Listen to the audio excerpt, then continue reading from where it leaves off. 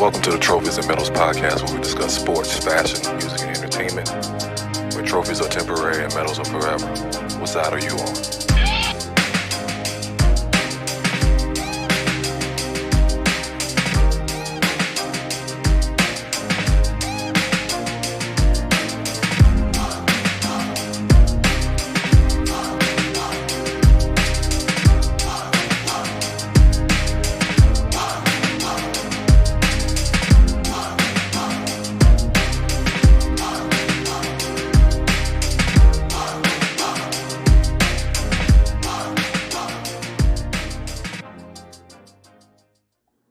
Welcome back to the Trophyz and Medalz podcast. It's your boy Batman here with the Ebb-Tide crew. We have Raheem Godell, Ebb-Tide King, Tony Love in the building.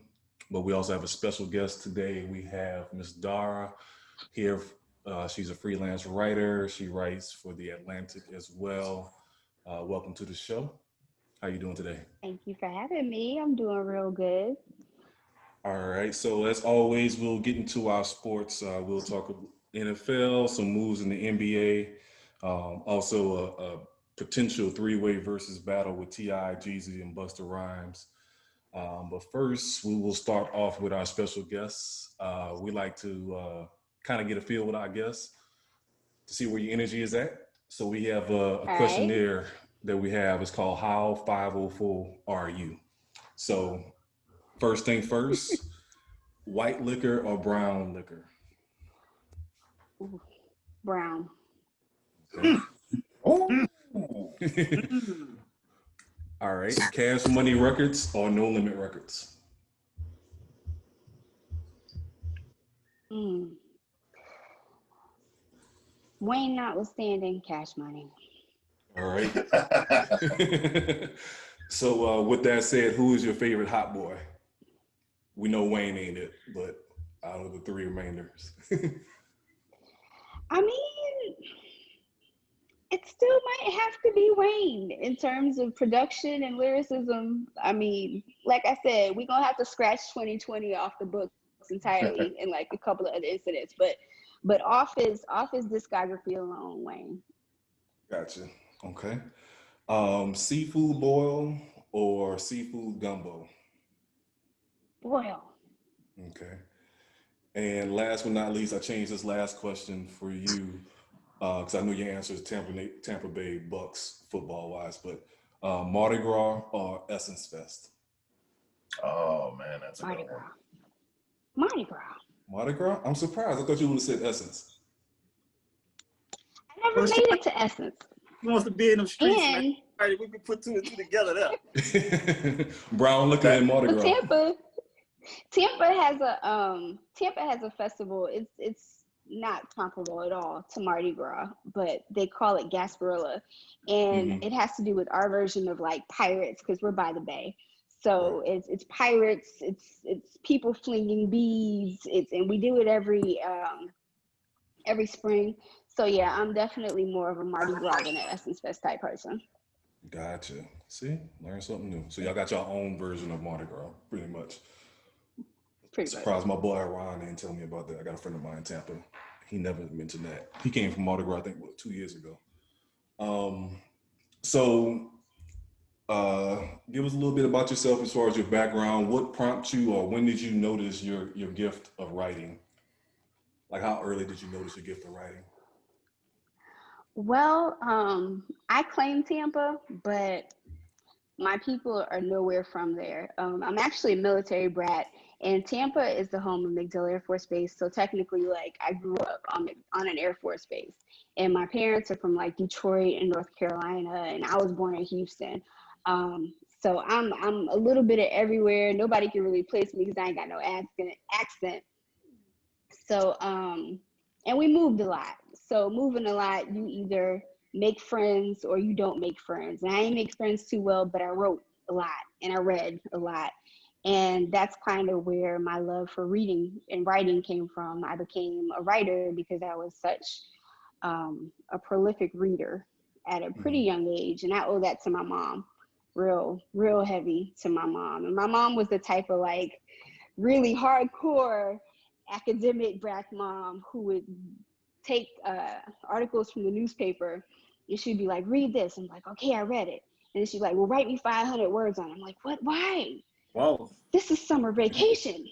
Yeah. So my mother really prepared me to be an op-ed writer when I was like in elementary school. And she'd be like, well, here are these articles about what Black people are facing all over the country. Like, what do you think about this? I'm like, I'm 10. I want to go ride my bike. Like, that's what I think about it. But she made me learn how to formulate an opinion based on the information that I had at hand. She taught me how to research, and she taught me to be curious. And in a place where there weren't a lot of Black influences, she taught me to be curious about Black folks and to love Black folks that way. That's nice. That's nice. So as far as your writing journey, oddly, when we was on the same team, when we was working together, we was on a writing team. And it was actually a few creative writers on our team. And I think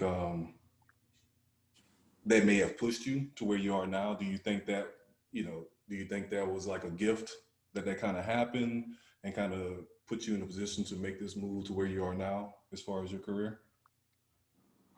Yes and no. Before I got to Assurant, I worked at Apartment Guide magazine. I don't think many people know that about me. It's so random. But I worked for Apartment Guide magazine. I've always had like writing jobs. I was a development writer before that. So after I got out of school at Florida State, I deliberately looked for jobs about writing and editing. What Assurant, yeah, I'm a Florida State alum.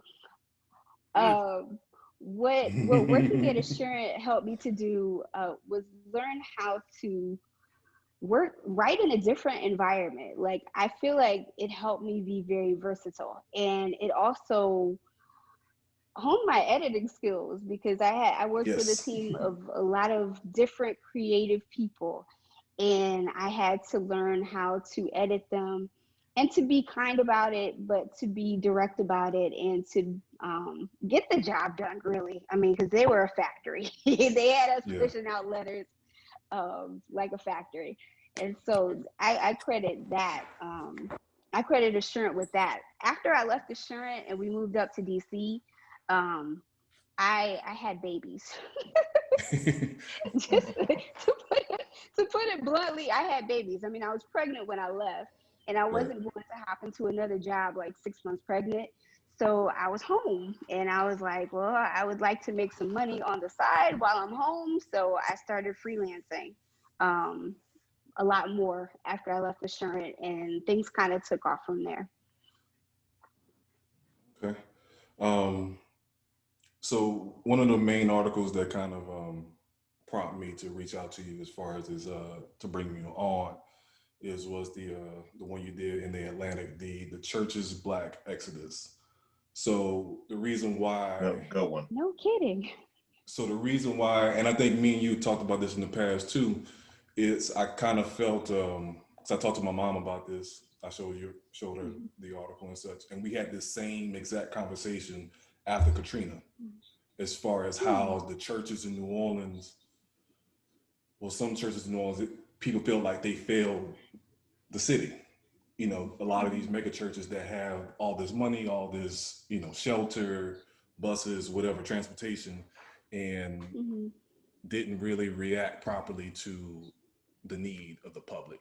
And I think that's kind of where your article is reaching at, is that, for a preacher to question his congregation on why you're not here in person, that just, to me, is like a slap in the face. It's, it was just something that you don't, it's one thing to think, it's one thing to say it out to the people. Even for the ones that were, joining online, it's like, it's online, it's not good enough. So it's, I think it kind of touched us because we all, went through Katrina together and things like that. And it just felt like we're kind of in that same place again, even though it's on a bigger scale because it's nationwide, worldwide, as far as the pandemic. But, we should look to the church for support and help and to uplift everyone and not to criticize and look down upon everyone. And I think that's what kind of really touched me when I read that article. Yeah, that's why I've been left the church, and I ain't never been a team player with the church, because I've always felt like they truly don't care. It's just all about what benefits them and what strokes their ego. At the end of the day, the more people there, the more it just really strokes their ego. It's not being genuine towards the people that's there, that they're trying to just teach and ease their mind and give them encouragement and support to just make it through another work week, or how to just get through each day. It's just all about what makes them, it's just their ego, strokes their ego. Mm-hmm. Like, well, what's your boy Greg Olson? I never trust him a day in my life. He has the most disturbing smile I've ever seen in my life. And I'm like, he never frowns at all. Never. And that's the most that's something that scares you. Yeah. Yeah, that's his smile is just uncomfortable to me. And then when that hurricane hit Houston, and he wouldn't open up his church for them. Mm-hmm. I was like, wow. Exactly what I was thinking about. And that was my aha moment, because people thought I was just tripping and saying, I said, hey, I don't trust him. Oh, he's really good. Something about him ain't right. And then that was my aha moment of like, see, I told you something wasn't right. How would you not? That was a former basketball arena, that church is. And you telling me you could put them through the tunnel. People could have just been down at the bottom of the tunnel where you can park cars and all this stuff, and you could just house them there easily, rather than you didn't have to put them up in the actual pulpit area up where you could sit. You didn't have to do that part. It still was plenty of space throughout that whole doggone place to actually house people for a while until this was subsided. Mm-hmm. So that just, and I don't want to talk about the Potter House.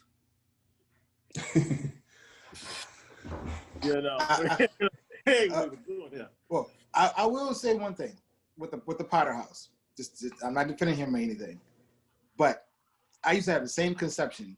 But he's one of the few mega churches where I can honestly say his wealth didn't necessarily come through because of the church. I will give him that part. That's the only part I do give him. Is that Jake? Money. He do make his outside. Mm-hmm. Yeah. So I will say, like, he does empower his people based on the resources that they bring in. So I do give him that. But I mean, I do agree with you. I can greatly say, Stephen, I remember being 12, 13, and of course, PJ Morgan Sr., his son went to my high school, right? So, right. So I remember like going there and seeing him, and I used to have conversations with him, and he pretty much would be like, and I remember as a kid saying, well, how do you feel so comfortable driving this new Cadillac, knowing that your congregation needs help? And he's, and at the end of the day or whatever, I mean, he didn't respond, but, in a church or whatever, you have many people that have needs. And sometimes people, and people come to the church to kind of, and I've seen this a lot. This is my thing. I've seen a lot of cases where people come to church based on the need, they see the I guess you want to say the financial aspect need of the church, right? And they have a lot of money and stuff. They get in this church and they never get no help. Mm-hmm. Not once. They tithe and never get no help. So, not even for a feel. Right. So so I kind of look at like, so what are you tithing for? Are you tied to maintain this building, or are you tied to kind of give into the faith that you believe in? So, I mean, for me or whatever, I grew up, went to Baptist church, grew up in a Catholic school, and actually the realest thing I actually heard was from a nun. She was like, your faith doesn't necessarily depend on what religion you pick. It doesn't make you a better person. That could be anywhere. That could be online. That could be in a book. That could be just based on you talking to people, engaging. She's like, it doesn't necessarily, it means like, a physical building. So whatever spirituality that you look for, just make sure it betters you. And so from that point, I decided subconsciously to just take on my own spiritual faith. Right. So that's the whole, well, I'm sorry, just one thing real quick. That's the whole thing of religion, which is the practice versus your faith and relationship with God. And I think that's where I think people get things confused at. Yeah, and being Catholic, I noticed that when there were certain priests that were actively trying to be part of the community, going out, doing stuff with kids programs, participating in feeding the homeless, feeding the hungry, and taking care of that. Somehow that priest mysteriously was moved to another location, depending on what parish you at, because like, hey, don't you making us look bad. We try to come to church that one time a week and leave it at that. I'm not trying to do nothing with the kids over here. I'm not trying to feed the homeless. So it's a very unfortunate thing to see when they're trying to do right. Yeah. It goes from a public service to a business. That's exactly what it is a business now. The amount of the huge tax, well, they don't pay no taxes at all. It's just truly amazing of how much money just goes through and out. And like you said, they will not go back and help throughout the community that they're receiving all of this money from. And it's all tax free. So it's like you're just sitting on all of this money. And you sitting on it and enjoying the fruits of labor with it, but then you won't take care of the people that's putting it in there every week. Like you said, there might be, you have one lady that was faithful to your church the whole time, but her husband never came one time. And then once the husband passes, she wants him to. I thought about somebody. Have that service at the church, and the pastor like, I don't know him. Right. You're like, wow, that's what we gonna do? Have seen that happen. Now, my grandfather was a pastor. Now, he's never done that to anybody. But he was in the country towns. So he's much smaller, and it's more tight-knit. But we're talking more on the level of the more bigger cities and stuff, or how they just turn their backs on everybody. Smaller towns, maybe it's a little different. Of course, they're going to be more traditional, and but they don't have the money, though, because nobody giving no money because everybody's tight, but they're just doing it for the true faith that they have, and they just love to do what they do. But we know in these major cities, they're just profiting beyond profiting, which is truly amazing. One of the reasons that I wrote the article was because, over the past couple of years, I've heard a bunch of stories like the ones you guys are talking about now, where people just have had it with the church, people just kind of separate and distance themselves and not really going anymore. What fascinated me and prompted me to write this and start researching it was that there were people that I knew who had been in the same church for 20, 30 years. And this moment, of all times, they were like, you know what, I'm done. I'm like, well, you've been there 20 years. Why now? What was the last straw out of everything? Especially, starting with the Black Lives Matter movement, 4 years ago, everything was getting hot, but now seems to be the breaking point for a lot of people. And that was really fascinating to me because of everything that's already gone down. But this kind of touching people's health, and when you're telling folks that they don't love God because they don't want to catch COVID, I think that pissed a lot of people off, and it's happening all over the country. Yeah. There are towns and churches in California where they're hosting super spreader events because they're hell bent on demonstrating, well, we ain't scared, we got Jesus, and so they catch COVID with Jesus. Yeah. I mean, and for the people, especially Black folks, who are particularly disproportionately affected by COVID right now, it's a pushing point, it's a breaking point, and people are done. People are just done. Yeah, I just don't get Can I say something? Yeah, twin. I'm sorry for joining so late. Y'all know I'm a Who Dat fan. I'm watching the Saints game. However, I had to put it out there. Let me tell y'all this though. Y'all know I do ministry work. I understand what y'all saying. A lot of these churches are on some. I'm just gonna say, y'all know me. They're on some bullshit. They are.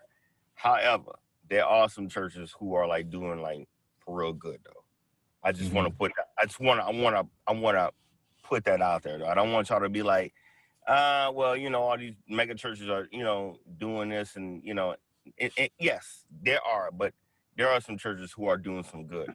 Also, your tithing, in terms of tithing, like it doesn't necessarily have to be financial. You know, it could be volunteer. It could be you contributing to a certain ministry. You know what I'm saying? It's not all financial. So I do want to put that out there. So I don't know. Right now, I just feel like there's a negative vibe, and I'm just trying to put a positive atmosphere in what you guys are talking about, because you know, like ministry work is what I do. So even though that there are some churches out there who are on some, like I say, like for better word, on some bullshit, there are a lot of churches who are doing great work. I just want to put that out there. Yeah, I definitely agree with that. There are churches that are doing great work. I know. My thing is, I just got to put that out there, yo.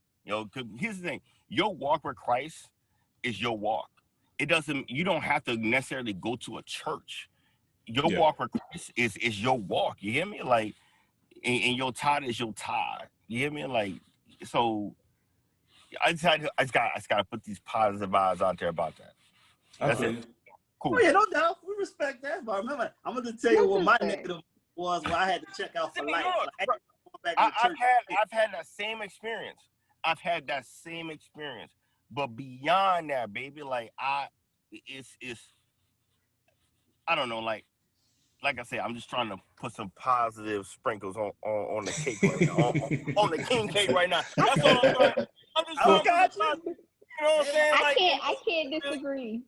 Yeah, like, I can't disagree with Sean. Because I go to a church right now. Yeah. Because even with my ministry, I got people coming at me sideways talking about, well, you're not doing this, you're not doing that. The investment is important. You have to understand, like, this especially in Minnesota, the step ministry in Minnesota, it's not even heard of. That's something in the South. You know what I'm saying? So I guess I'm just trying to sprinkle some positive vibes. That's all. I'm good. I'm done. I'm done talking. No, you're good. No, we definitely need your point of view. That's what I think I was waiting on. That's what I was waiting on. That's what I was hoping you was going to join today. Yeah, we need the positive vibes. Cause I told you my negative experience where I'll never go in there again was when I had to go to marriage counseling. Got you. And my wife at the time wanted us to go to this place to go get marriage counseling, and I said, okay, I'll go. And we did like 2 sessions. And after the second session, that man said he didn't want me to come back anymore because I wasn't Christian enough. And that's that wife of ours was scared as could be that day because she knew I was about to snap. So in my opinion, to me, that was the enemy pushing you back. No, that was God looking over me by not cursing him out in that church. That was. So I showed. We know how you are on church grounds. And Ro, I totally agree with you. But still, though, God's still in the midst of that. You feel me? Oh yeah, that's what I'm saying. That's why I got my own personal thing. I just have my own personal conversation. I have my own personal relationship with him where I don't feel like I need to be in the church at all anyway. Because my thing in the church, I feel there's a room full of hypocrites as is anyway. And I don't like that energy. I don't not be with those type of people. Me personally, I call them Bible thumpers. I don't got no time for that energy.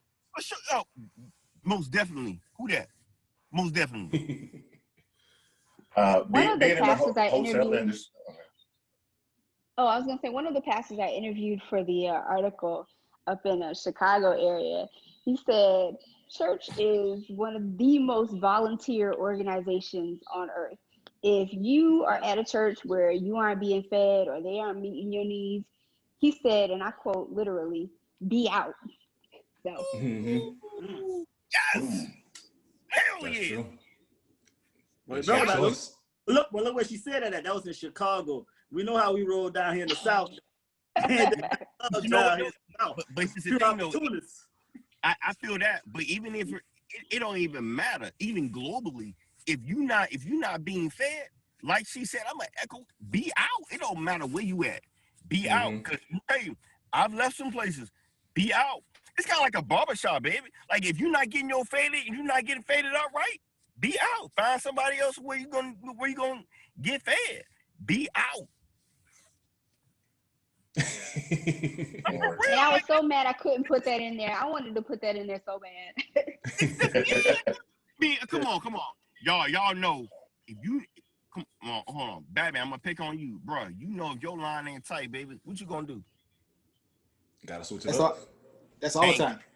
Switch it up. I know you know what y'all doing. Switch it up, baby. Switch it up. Whatever. I had a haircut in 3 weeks and it's still Turn good. my light off. Turn my light off. I'm getting too in. Well, keep that energy. So we're gonna take a quick break, and then we're gonna pick back up, and we're gonna jump into a more fun topic. But join the same link, end it here, and then we're gonna kick back off on the new link. Same link I sent y'all. MS dying before they get to the hospital. So Dr. DeBard spoke with peers around the country. All right, welcome back. So we're gonna lighten the mood a little bit. So we're gonna change to another article that I had some part helping out with back in the day. This was the first time when I discovered that Dara was a writer. She came to me, asked some questions as far as what does a man do in the club when a Beyonce song come on? So being from New Orleans, you know, dance music is popular. But to dance to Beyonce, I think that's a different level. So what kind of triggered, what prompted and like what gave you the courage to ask me? Because I don't think we was that close at that point. But it was just, I don't know if it was just one of our wild moments at work or whatever, but that was a funny day, to say the least. It was, I don't even remember what Beyonce song it was. It might have been 7-Eleven, which is one of my favorite Beyonce songs. It was a conversation with me and my husband, and he was telling me emphatically that guys can't dance to Beyonce. Like it's an unwritten rule. And I was like, what do you mean? Like, you could just, what? He was like, no, absolutely not. And so I went to work and I asked Demarius, and he was like, nah. And I was so perplexed. So after me and Demarius had a conversation about it, I asked him to help me come up with a list of things that guys could do when a Beyonce song comes on. Because Beyonce is popular enough to be played at clubs and at parties. And I felt like it was important that guys have something to do when a Beyonce song came on. So like you could watch or do whatever while the Beyonce song comes on. At 3 minutes and 30 seconds, y'all could not be like bored. So Demarius helped me come up with those. And I literally wrote them down on a Post-it note, on company time. And I kept that Post-it note. I kept that Post-it note. I think I still got it somewhere in like a box of old notes I keep. And yeah, so I wrote that in October of 2015, which I had to look up to remember because golly, 5 years seems like a long time ago. Dang, how many more Beyonce songs have came out since then that you cannot even remotely think about? Yeah. You can't do nothing to. You know what? Wait, Ape Shit. Ape Shit, maybe. Because you kind of count that as a Jay-Z-ish song. Yeah, but exactly. Jay saved as she's rapping, though. So that saves you enough to be able to at least bob your head. Can I put in a disclaimer and a caveat? So this was written in 2015, and before then, Beyonce was coming out with a lot of heavily produced bangers, like things you could actually dance to. After she came out with her first visual album, like in 2016, was it 2016, 2017? She don't really make hardcore dance music no more like that. Like not like she was making in the 5 to 6 years before then. Like I personally could not really dance to Formation unless you're doing like choreography. I don't do choreography because I can't dance.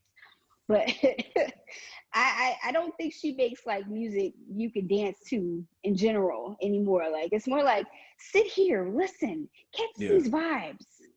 Well, I also think it was because back then she was still stealing that New Orleans bounce style. Yeah. So that's another reason why not to dance to a Beyonce song, because she's basically stealing DJ Jubilee. And, she admitted to that too at Essence Fest. Y'all know more about that 2007. Yeah, but she did Speak. give props to it. She did give props though at the same time. You know, she was running wild with it, though, but she gave props. So I just appreciate her for that. Her family is from New Orleans. Yeah, her mom. You can't see how high yellow her mama is. You can't. She definitely got legitimate doggone Louisiana roots. So we can't just like shun her to the fullest. And the only songs you could possibly get away with for Beyonce dancing was songs that she collaborated with, like I think Soulja with Lil Wayne. I think that was a safe one. And Destiny Child, you know what I mean? Think about it. When Lil Wayne part came on, that gave you a pass. Oh yeah, his verse. When his verse came on, that verse gave you like you said, a minute head bob though. You couldn't do nothing no more. You can't do nothing else. I know You can for acknowledge sure. the song is playing at that point. Yeah. I know for sure some of my best friends, I'll say the long neck one too, had danced in a club No. to Beyonce. No. You have not? Well, there's a caveat to that. So isn't that on the list too? Like you can dance with a woman during the song? I did say you could dance with. Yeah, you definitely Scoot do up that. behind somebody. Mm-hmm. Get behind somebody. Yeah, give you that. That's no doubt. That's a given. Make Love in This Club was definitely a free pass. Oh hell yeah! That ain't no full Beyonce song though. I don't count that as a Beyonce song. I think that's a Beyonce feature. Yeah, it's a feature. That's different. What song? With Usher? The one with Usher. Oh, she was on that? Remix, right? Remix. Oh, I forgot about that. It was alright. Yeah. Yeah, so you get away. Yeah, it you was all right. grind on that one. That was like the go-to grind joint with that point. So yeah. So, but most of the time when a Beyonce song came on, you automatically went to go get the drinks. That was number 2 on the list. Get a drink. That's the perfect time to get you that break. Get you a refill. You know what I'm saying? What was the other one? Go to the bathroom. Go to the check bathroom. Your Check phone. Take a smoke break. Yeah, smoke break. I like this one. Go ask the DJ to play something else. Shout out to DJ Moan. You might get assassonted. Well, you would just tell him, don't you do no collage of Beyonce. Just make it one and done, and that's going to the next. Don't do no back to backs. I do feel like in most cases, and I do agree, you shouldn't dance on Beyonce. But I do feel when a Beyonce song comes on and she gets into her vibe with Beyonce, she's literally talking about you. Because everything Beyonce says, I don't care. Like, she could be talking, like especially the independent songs that Beyonce put out. When she puts that and she going in on J.O. and Slick, she talking to you, your girl talking to you. You know what I'm saying? Because she know that you do the same dumb shit, and which is true. You know what I'm saying? But I just look at it like, yeah, we got past that 5 years ago. You know what I mean? Like, let it go. And I think Beyonce brings a lot of bad energy. So that's your perfect time to get some separation till she get that out of her system, basically. Yeah. But on the opposite side of that, I've been in the club where I'm trying to, dance with the girl, and I've gone to the DJ like, hey, can you put some Beyonce on? And I've got that look. Really, bro? Like, hey, look, man, I'm trying to do something. Trying to do something here. I'm trying to do something here. Tony Love strikes again. You just one person in this whole damn club. You got the rest of the you crazy as hell. Like, what is you doing?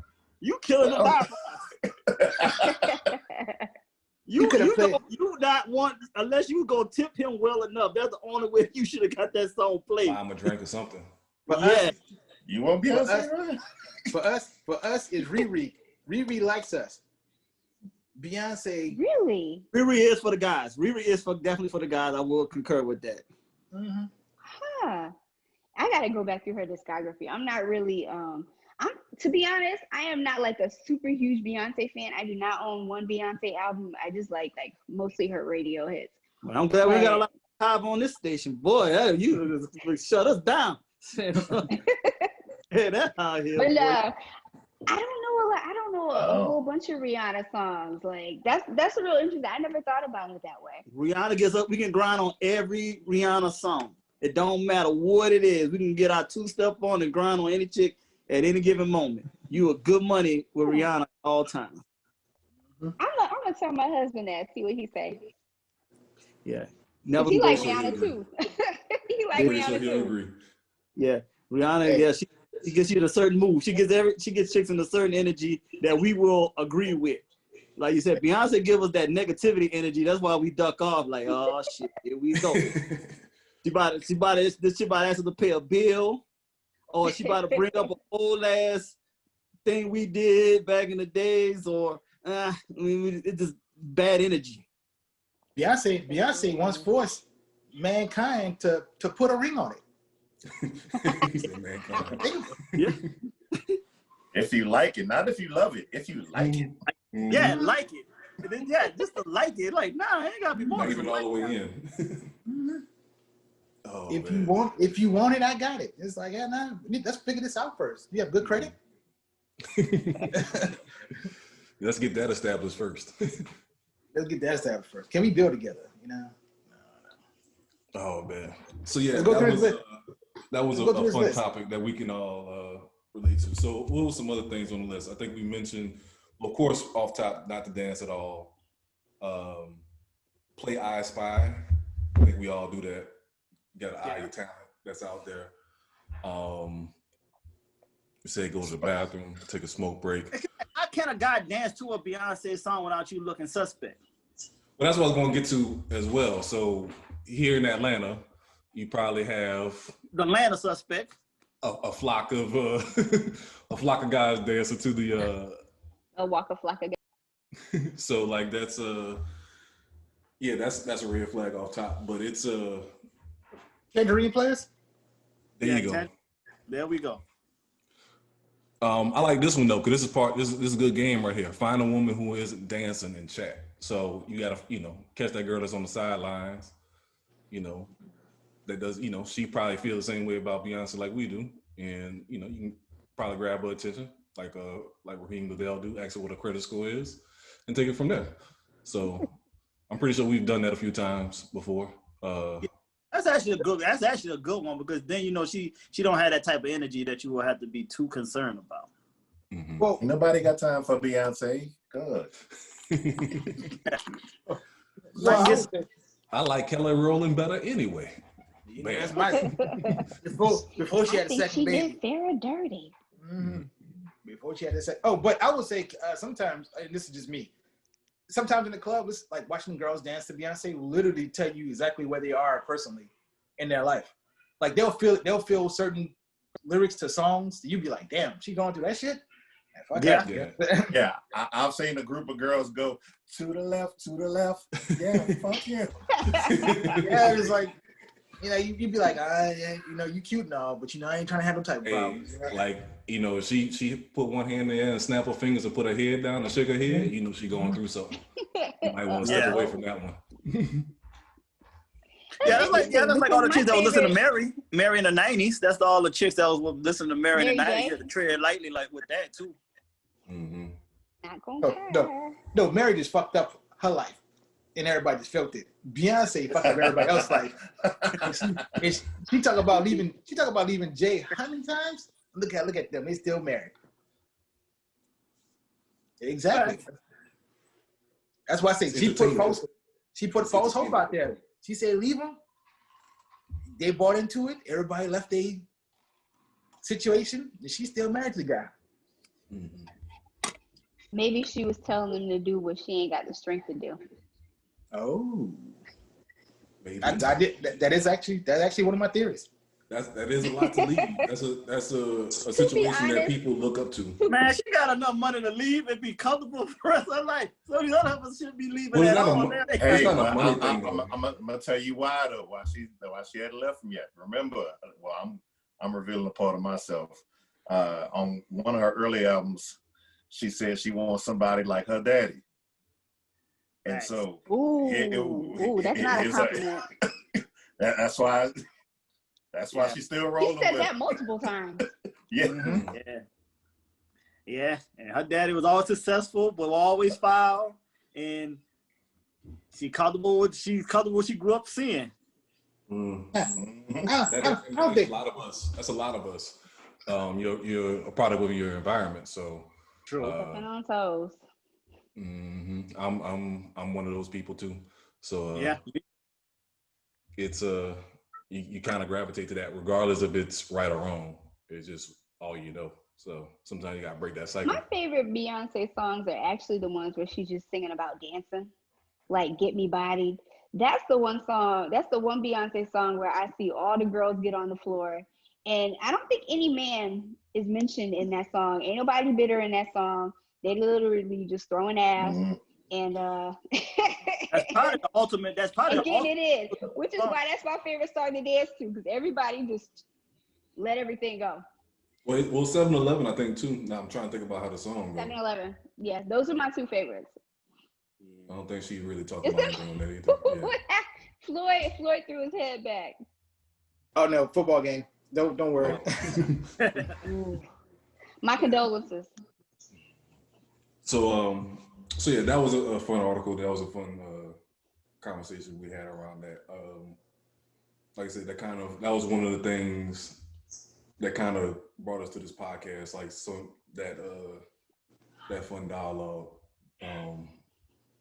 But speaking of football, you asked us earlier, being from the Tampa Bay area, how should you feel about Tom Brady? Fuck him. I need y'all's advice, because Well, I understand your pain the most. my team is 5-2 right now. It's y'all winning, so it's. Do you not want to win? I mean, do you want Jameis back? Win. Do you want Jameis back? No. You know, like is as many places y'all. Who else y'all had? Ryan Fitzpatrick. Oh God, Fitzmagic was fickle. Like, I think we've had like 10 quarterbacks in the past 5 years. Like, it's been a carousel. And I was mad that they brought on Brady, because Brady is just going to be a part of the carousel. He at the end of his career, he ain't going to be there for long. I don't think he's going to win a ring with Tampa. I don't know. I'm happy we win it. I'm happy we over 500 for once. But I can't stand Tom Brady. You want Josh Freeman back. That's what you want. Damn. Don't do me like that. Where the hell is he? Don't do me like that, man. I think he's still in Tampa. I was really pulling for Jameis until I wasn't, because Florida State. I mean, I'm a Florida State alumna. Oh God, here we go again. Went to my team. Yeah. Tell us so, I was hurting. I'm a Miami Hurricane Brad fan. Johnson's not walking through that door. Trent Dilfer. Listen, 2003 forever. 2003 forever. I will never let it go. I don't know. I think you gotta ride it out. Like I said, you're looking at 2 more years of Brady. To me, you just gotta ride it out and just take those 10 wins or whatever it may be, and enjoy them while you can. And he'll fall apart eventually, but it's like getting LeBron to your favorite team. It's like you take the wins, but you don't want to deal with the arrogance and the media attention and all that. It's just, I don't know. It's a headache. At the same time, you winning plenty of games. So just kind of lay low. I think we're first in the NFC South right now. So I don't know how much I can complain. Tied. We on top of the standing. So just give it some time. Playing right now, so just give it some time. Y'all be back to normal. Well, y'all picked up Antonio Brown, so I mean, maybe he'll tear things down. Well, I say like this: in the NFC South, it's okay for the Saints, it's okay for Tampa, it's even okay for Carolina. But as long as Atlanta don't be number one, the world's a better place. Oh yeah, I did live in Atlanta for 8 years. That rivalry is like super intense. So yeah, I remember that now. Yeah, they going through it. I don't know what even with them winning their last couple games, I think they're gonna blow up that whole situation in Atlanta. I think it's gonna be. They haven't fired the coach yet. Yeah, they just and the GM. Okay, good. It's like a year or two too late, but it was past time. I don't know what they're doing out there. it's but yeah, Tampa Bay. So you don't think y'all Super Bowl contenders? This year, I don't think we're as good as Kansas City. I don't think we are as good as Pittsburgh. I don't even think we're as good as Baltimore, and they lost today. But who knows? I think at the very least we have a shot at winning the NFC South. If we can win the NFC South, then maybe we'll make it through a round or two of the playoffs. I don't know if we would get past the championship, not the championship, but the Conference. I forgot what the. Thank you. Yeah, I don't think we would. I don't think we could win the conference. Not at this point, but we'll see what AB do. Right now. We'll see what AB do. I think that's going to be the key thing. I think he's going to make or break Tampa, depending on how he acts. If he acts a fool, then be a. I hope he acts who I think he is. That's why I hope he acts exactly who he. Y'all think this is last year? I'll be worried more about Brown than Brady. Yeah, I think Brown's on the way to being out the league. I think he's going to do something stupid again and pretty much just ruin his career. So it's only a matter of time. He's a ticking time bomb. He ain't been right since Perfect laid him out in the playoffs and gave him that concussion. I really think something wrong with him. Like I just I think I think something's really wrong with him. Like he's real. Like you've seen those clips when he was going through with his ex-wife or whatever. Like that's the reaction of someone that doesn't have it all there. But remember, Ryan Clark had already he warned Pittsburgh and said, hey, I'm telling you now, the moment you give him money, he's gonna be a totally different person. And this was when Ryan Clark was on with Pittsburgh team at the time. He said he saw it a mile away that he's gonna be the true. I remember you saying that. Remember, he's from Liberty City. Is he not from the Liberty City area? Oh. I believe so. Because if he's from that's enough said. You can't say no more than that. I mean, all respect to Liberty City. Nah, Liberty City. Let's put that out there. All respect. Literally all respect to Liberty City. My husband's family is from Miami. Yeah. So he is who he definitely ain't no civilizing him. It ain't no saving him. We know too many people from Liberty City that ain't right. When first 48, you say, you know what? Let's go somewhere else. Is Ricky Williams from Liberty? No, he's from California. Yeah, he's from San Diego. Okay. The other way. But you got Chad Johnson from there. Man, it's a crazy list of people that's actually from it. Mickey Rourke from there, the actor. That right there tells you enough how crazy Mickey Rourke is. You got a white boy just as ignorant as them. So, hey, I'm a Hurricane fan, so I know everything about Liberty City of the ignorance. Hey, man, produce that speed. Exactly. So, Dar, I know we've been interviewing you. I know you used to doing the interviewing, so this is a reverse role for you. You got any questions for us? Anything you want to ask the crew? Well, I'm going to get real, not boring, but how y'all feel about the election next week? Like, personally, I think that we're going to get another 4 years of maggots. But what y'all think? What y'all got? It's too close to call it. I'm nervous. I ain't going to lie. Yeah. I'm nervous. Well, the voting system, the way they're trying to avoid, like, they're not trying to count certain votes. You know, even though the turnout is looking good on the young side, which is a promising thing, but it's just the fact of a lot of just the other things that he keeps threatening to do. And he just got these people out here really psyched up of like, he's threatening to fight it if he loses. He's threatening to fight it if he loses. And I think he's going to have those standby people on deck.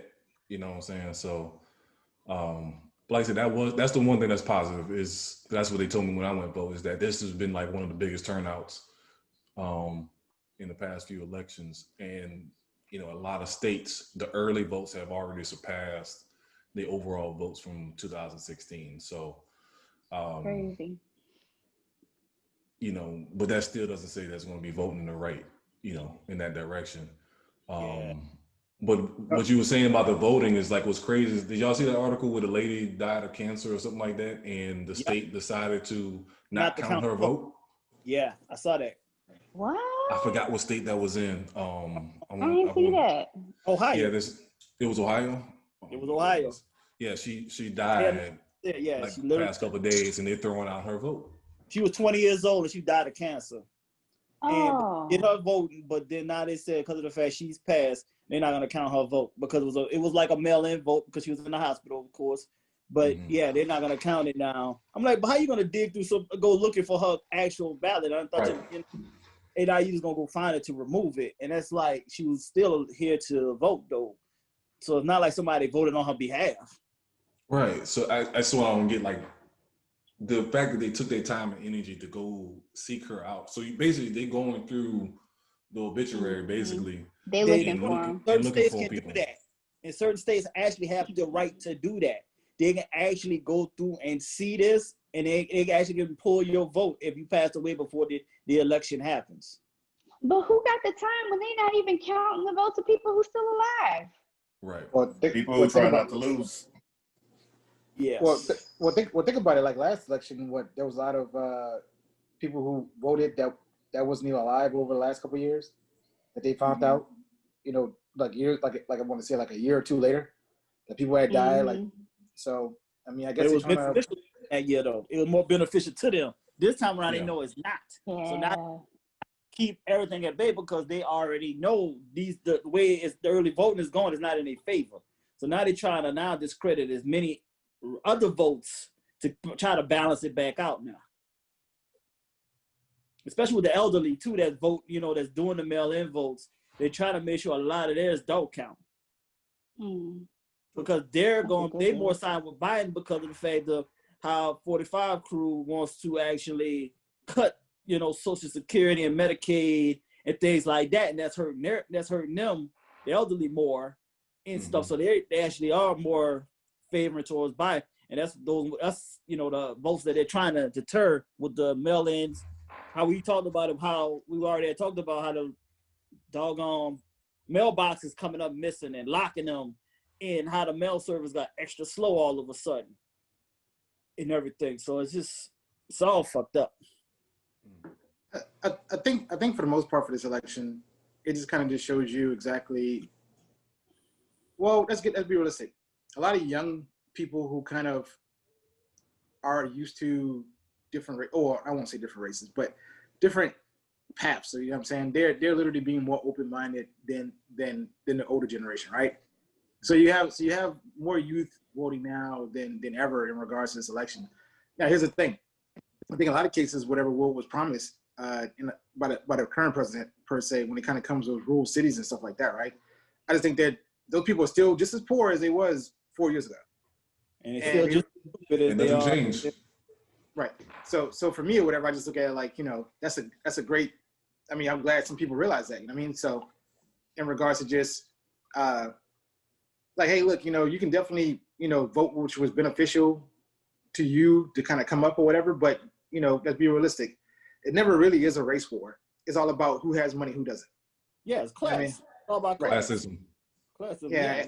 Money. So hopefully for the American people, I think you're seeing people getting frustrated, they're getting tired.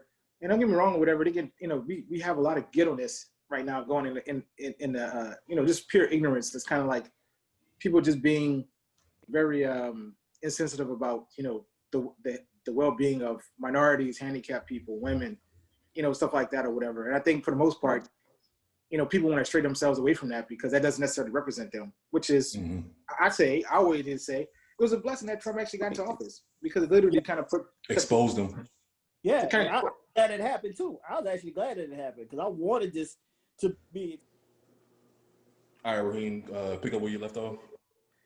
Well, I'm just glad, I'm just glad that some, like, I to be honest with you personally with this election and moving forward with politics or whatever, I'm just glad that people finally realized that it was, to a certain degree, not say everybody, but people finally realizing that your skin color does not have no pull if you don't have no equity behind it.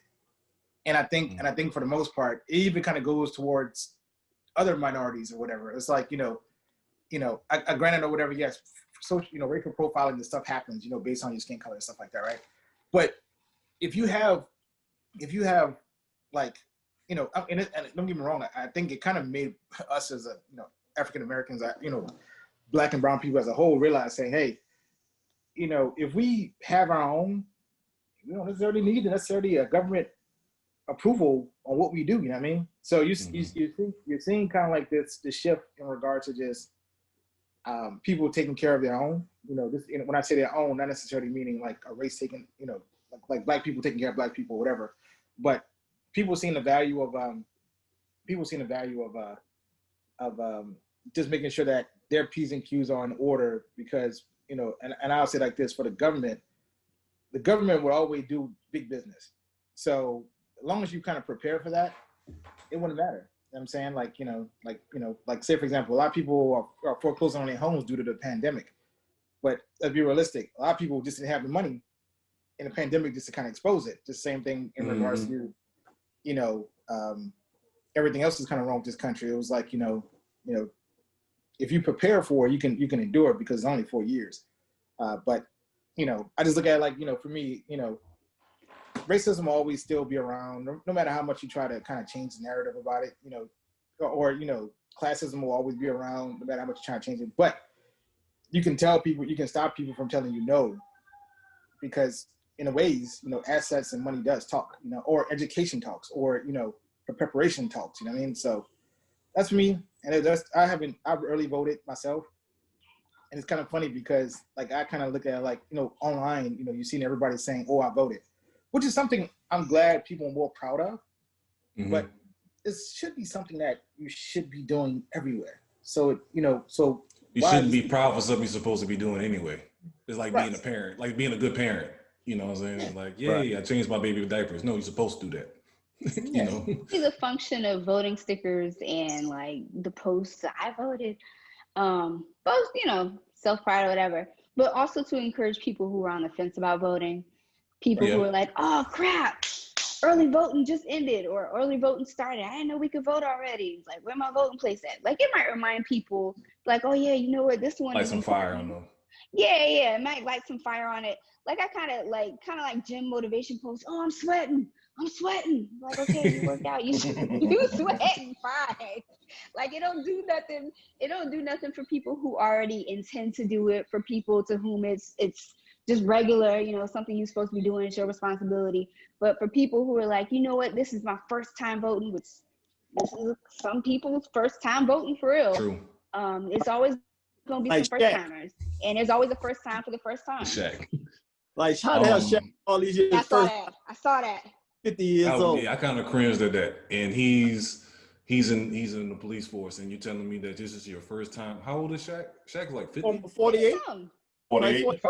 48? 48. Yeah. Wow.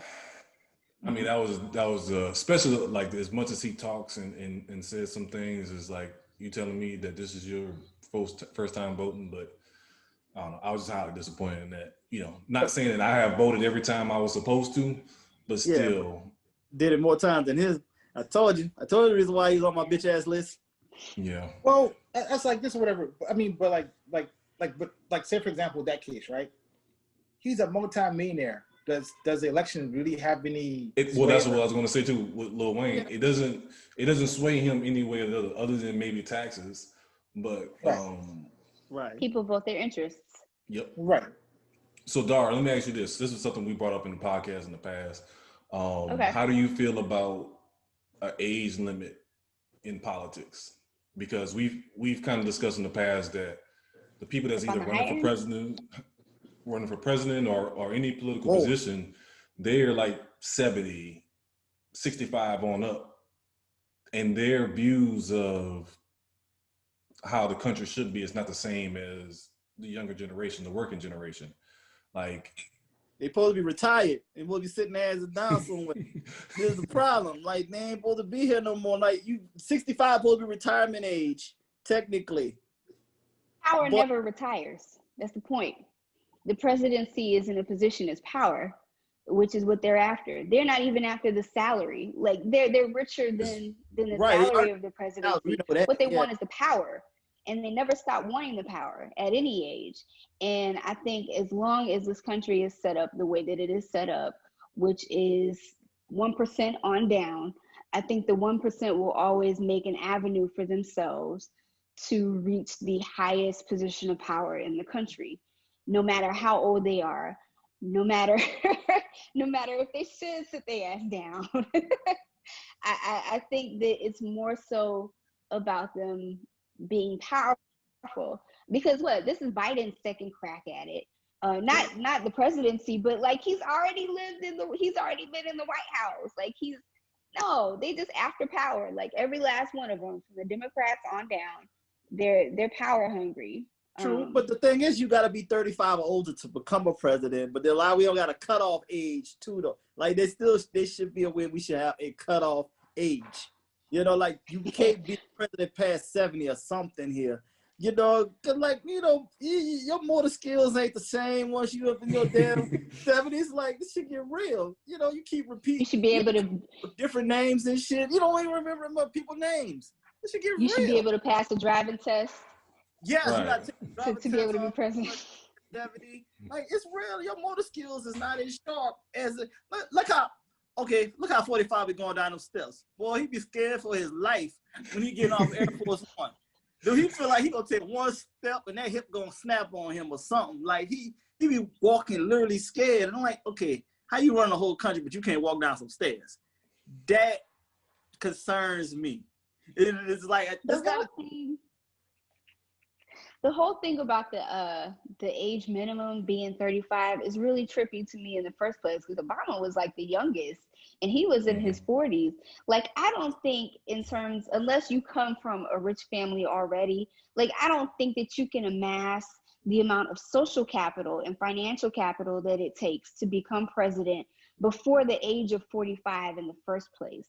And then at that point, you're still in the middle of building a political career to position yourself. So that's why they like 60 something, because it took them this long. Like, I think from the moment they hit mayorship and then governorship and then senatorship, like they're charting a trajectory in the first place to the presidency. Every last one of them.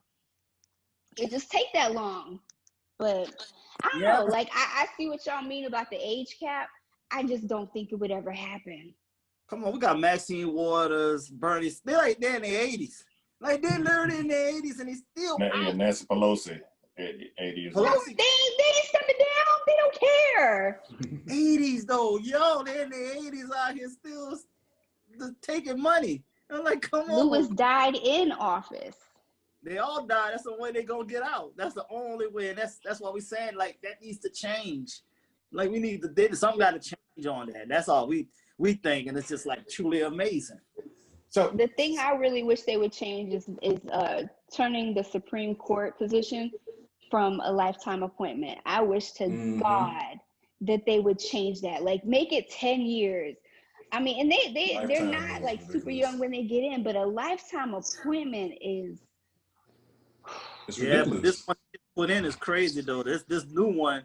Was it 63, right? Oh my God. How old is Amy Coney Barrett?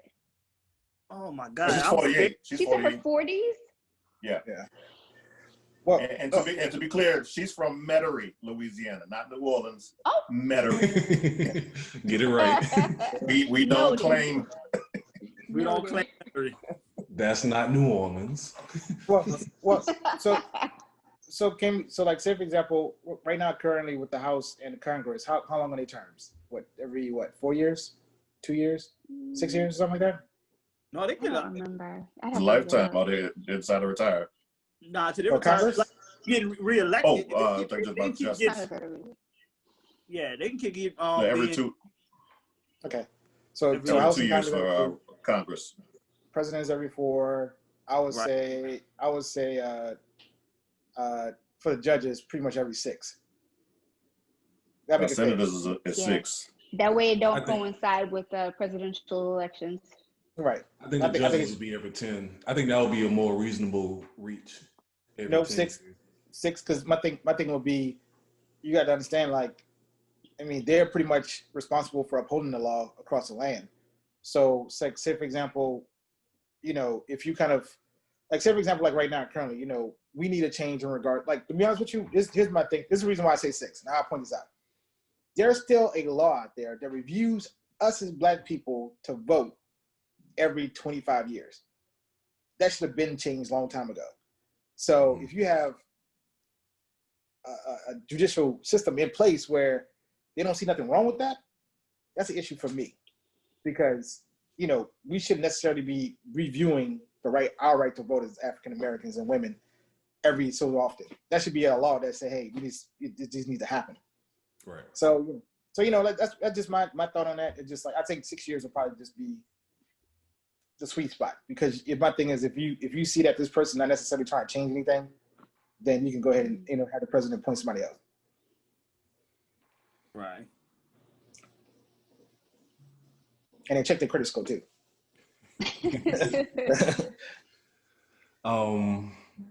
Any other questions you have outside of the election for us, Dara? What's the last best thing y'all ate? Because I'm hungry. The last best thing, I had some crawfish bisque. I went home, what was it, about a month ago? Oh. So my Who mom, made it? she sent me All back right. some crawfish bisque. I'm not a foodie, so it Okay. doesn't matter to me. So I just eat the lips. I had some Wingstop on Friday. Louisiana rub. Well, if that's the case, I can say Popeyes this shit. Outside of New Orleans, Popeyes is not the same. That's I've true. heard that. Yeah. I've I ain't heard gonna that, lie, and I It's- have not had New Orleans Popeyes Plano, before. man. They good. Yeah. Which one? The one in Plano off of 15th Street. They do their Okay. thing. I've been to that one. Mexico, there's little Mexico up in there, and they do their thing. I'll give them props. It be on That point. used to be right by the crib when I used to Yeah. the railroad. Well, yeah. My Concrete Mall. On point. Yeah, that was right by the crib. Yep. I have one question for Dara. When you're writing, do you have a specific word count you look for, or do you It depends. It depends. Like, if I'm writing for an outlet, or if I'm like, first of all, if I want to pitch it somewhere, I'll write it first, because I might not sell it. So I end up coming up with an idea. I send a pitch email. I cross my fingers. I hope they answer my email. And if they say, yeah, we like it, then sometimes we'll set the word limit together. Like for the Atlantic article I just did, I told them 800 to 1,000 words. I didn't mean to lie, but after I started interviewing people, like I interviewed like 6-7 people, and then I started writing, and I was like, oh no, this is gonna be way longer. It ended up being like 2,500 words total, and I didn't know that it was gonna be that long. And to be quite honest, with all of the stuff I left on the floor, that I didn't put in the article, it could have been 5,000 words. I could have wrote 10,000 words. I could have wrote a lot about that. I just had to stop talking, basically. I won a contest this year. I never win nothing, but I won a writing contest this year, and that mug was 17 pages long. And I know it was going to be 17 pages long. I just wrote until I felt like it was finished, and it was finished at about 6,000 words. So Okay. I write.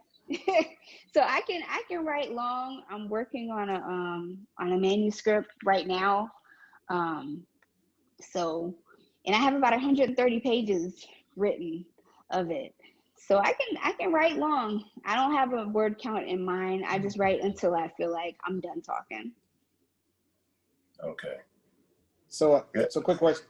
So let me ask. So like if somebody was going for the doctoral or whatever, and you need somebody to write their paper for them, I can got your number. I call you.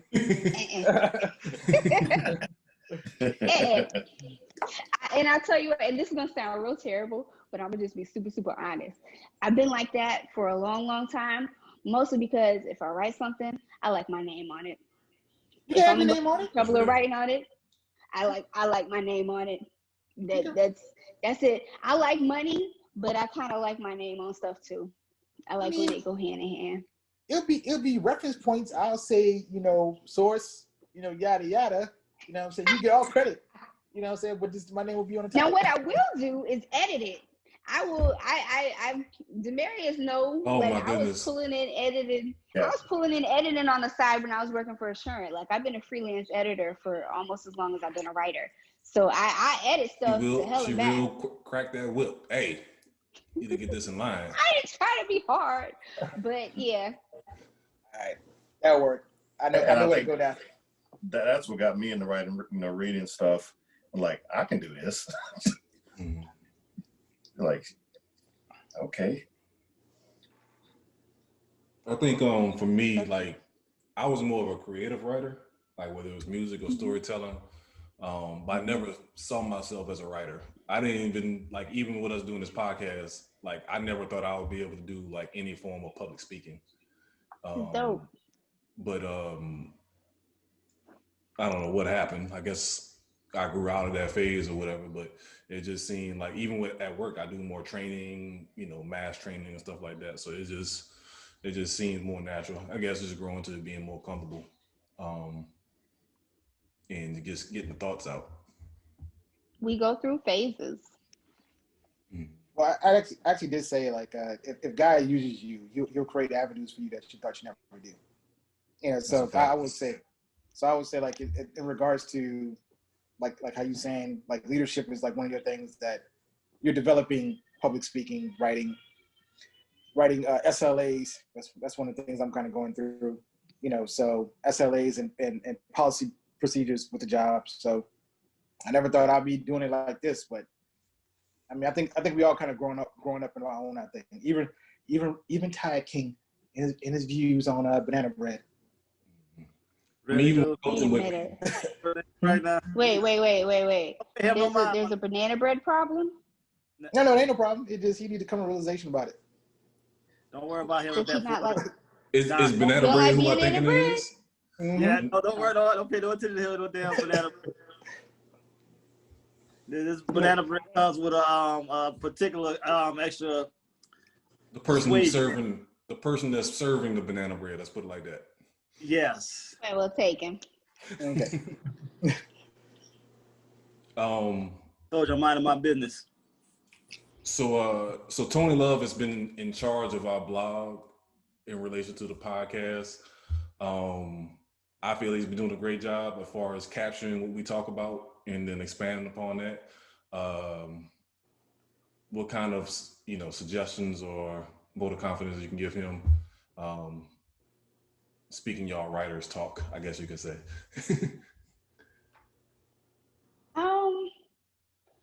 Find ways, creative ways, to get you through the points when it's not super fun.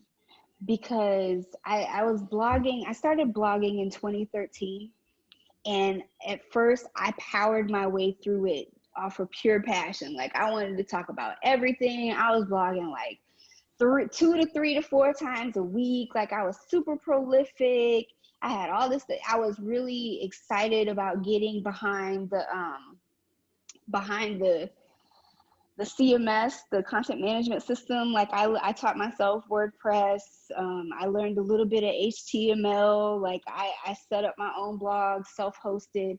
Like I learned a whole lot about blogging just off of the pure passion for it. And then I hit a wall. And not that everybody hits a wall, but there are points when it becomes more tedious than it becomes more fun.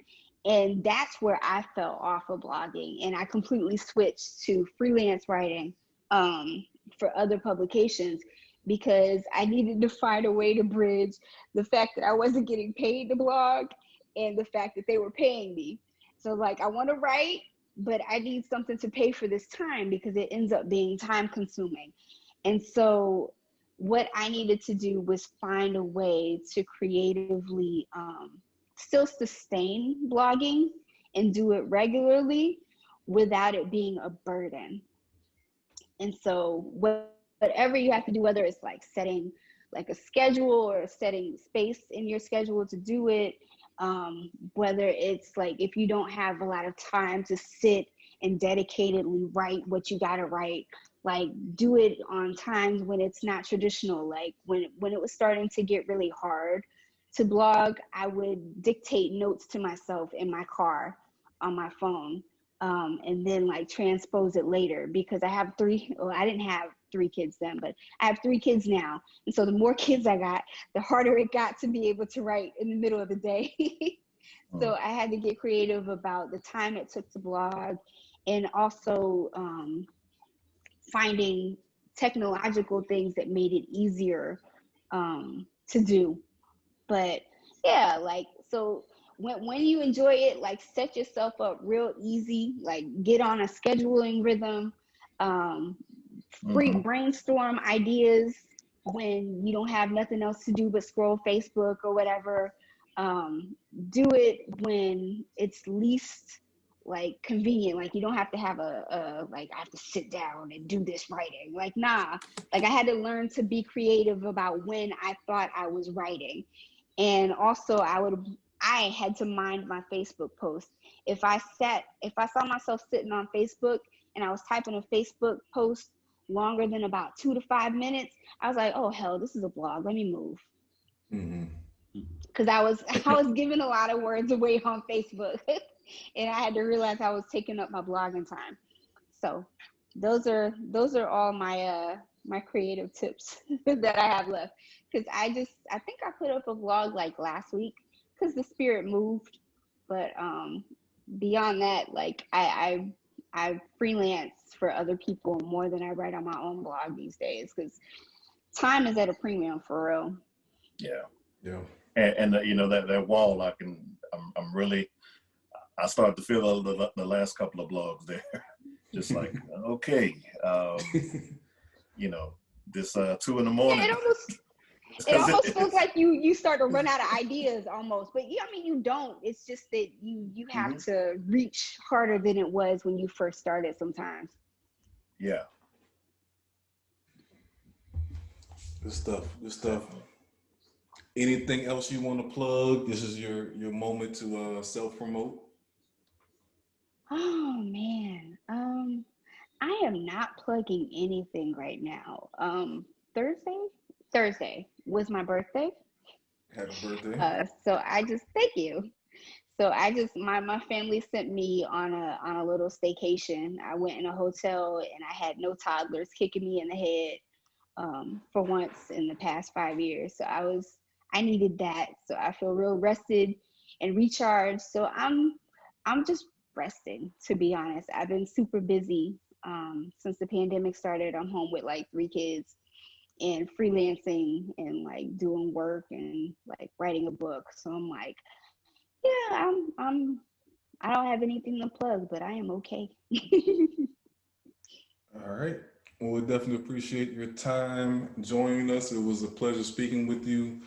You're welcome back anytime. Thank you for having me. Thank you for having me. I really enjoyed it. Glad to have you. Glad to have you. All right. So that was Dara. We'll hopefully have her back soon. Maybe when you finish your next project, we can bring you on. We can talk about it. Yeah, I love that. Thank you. Thank you guys a lot. All right.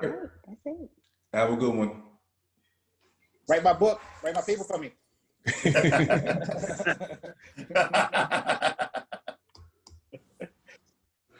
All right, welcome back. So let's jump into NBA. There's some front office moves that may impact the NBA going forward in the near future.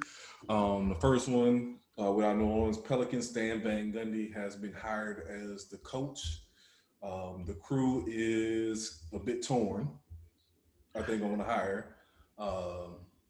Some think that this may run off Zion. I think it may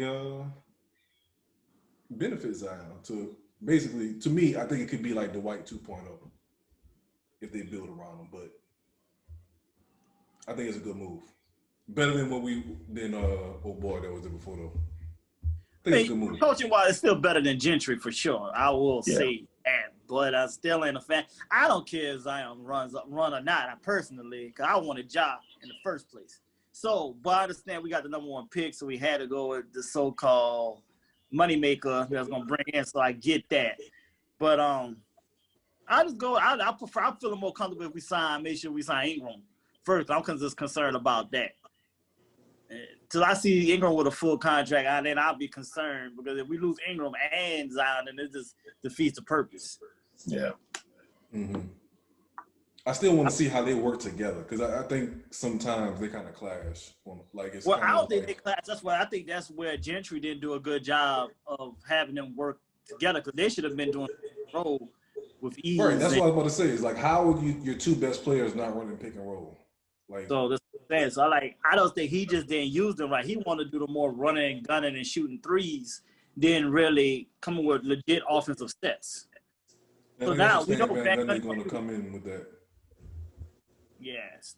So that'd be more interesting to see how Van Gundy gonna come with more sets and things like that. He already said he treats Zion as a positionless player as is, so that's actually maybe a good thing. And then we just see how that works, though. Yeah, I think that's he's going the Coach K route. At Duke, they had no plays for him. He did all that just the strength of his game.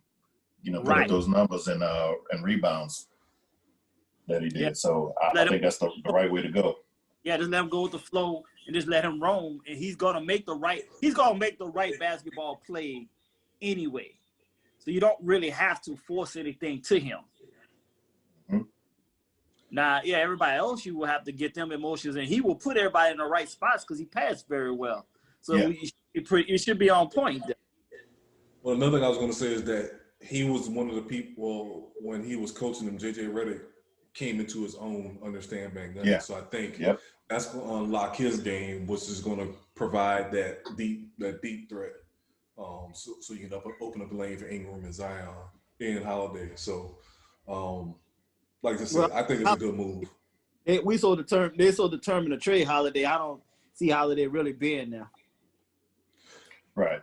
I kind of feel that too, but because a lot of teams want them. It's just about to find us the right fit and what players we can get out of the deal. But there's a lot of teams that do want them. So he can definitely go to any contender and make a big difference. But the thing about him is Drew gonna start on a contender? I say yes. The way he plays defense alone. That's like say if he go to the Clippers, he will start with the Clippers. Yes. You start him over Patrick Beverley. You start him over Caruso and Rondo in the Lakers. You start him. You may not start him in Houston. You start him in Philly. You would definitely start him in Philly. You wouldn't start him in Boston. You can start him in Miami. You definitely start him in Miami. So you start him in Milwaukee. Mm-hmm. Yeah. So that's what I'm saying. So he has team. It's like I said, spots where you can start him. Contenders that definitely you can start. You start him in Denver. You know what I'm saying, between him and Murray. There's the backcourt. So like you definitely starting him on a contender to me. Like I said, the only one that may not work is Boston. Golden State. Trying to think who else. Jersey. No, not. Well, if he goes to Jersey, you got to give up LeVert. And that you're gonna get the dial tone on that. That ain't happening. Yeah. Unfortunately, you really send him to Brooklyn? You see him in Brooklyn? I'm just saying to get LeVert, I would do it if you can get LeVert out of the deal, but I doubt they're gonna want to give up LeVert though. No, they're definitely giving up LeVert. I'm calling that. They're giving up LeVert before the trade deadline to me. You think so? Well, yeah. I guess they gotta cater to Durant and Kyrie. Ain't no way they're gonna, because LeVert need the ball in his hand too. You know what I'm saying? And it ain't no way he's gonna be a spot up shooter. It's gonna be the LeBron effect all over again, taking a star player, making him into a role player, and that's just, to me, won't be his game. All right. So Touchdown like, Saints? yep, no, Yeah, field goal. field goal. Yeah. I just got the notification that it's final, even though I'm watching. Yeah, me That too. delay. Yeah. The delay. Yeah. Holy So- shit. Another move in the NBA, we got Daryl Morey. He has stepped down in Houston, and now he's head of basketball operations in Philly.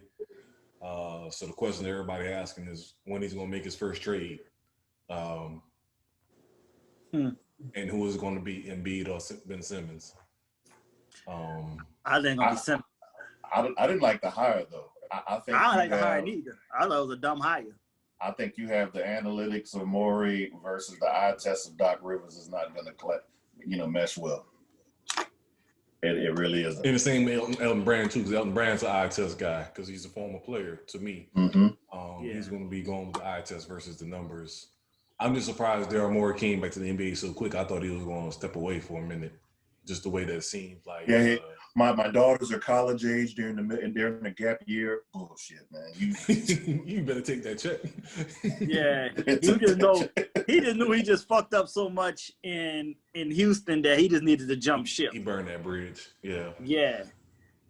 So with him screwing up the stuff that he did and doggone, with the China situation, and then that's why I was thinking he's going to step away with the China thing. I thought maybe he'll wait for it to die I thought down. the league was gonna make him step away, more the league, let him go sit down for a minute so we can get. They would have got backlash for that. I think when the season was over, it was like Fertitta was like, so when you leave, Right. Yeah, that's true. So, You got a good point there though too. So I don't like you said. Honestly, I could care less for Philly, so I don't really give a damn what they do because I don't like a B anyway. So, and I just hope Simmons can get out of there because I don't feel like they appreciate him enough. I will say this though, it seems like Philly is going for the gusto between hiring Doc. But they ain't got no they extended. I'm about to say, but they extended Elton Brand, and they hired Daryl Morey. So to me, that's telling me that they're gonna look and see what they got, and then they're gonna try to make a move.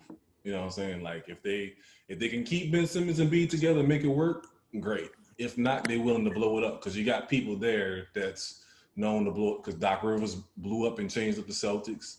He did the same thing with Orlando Magic. He did the same thing with the Clippers, and Daryl Morey did the same thing with the Houston Rockets. So it's True, yeah, because you got all the people that's known to pushing the button real easily. So do get that, but then if I was any team, I'm not touching nobody except for, I was two people. I only would take either Simmons and Tobias Harris, and that's it.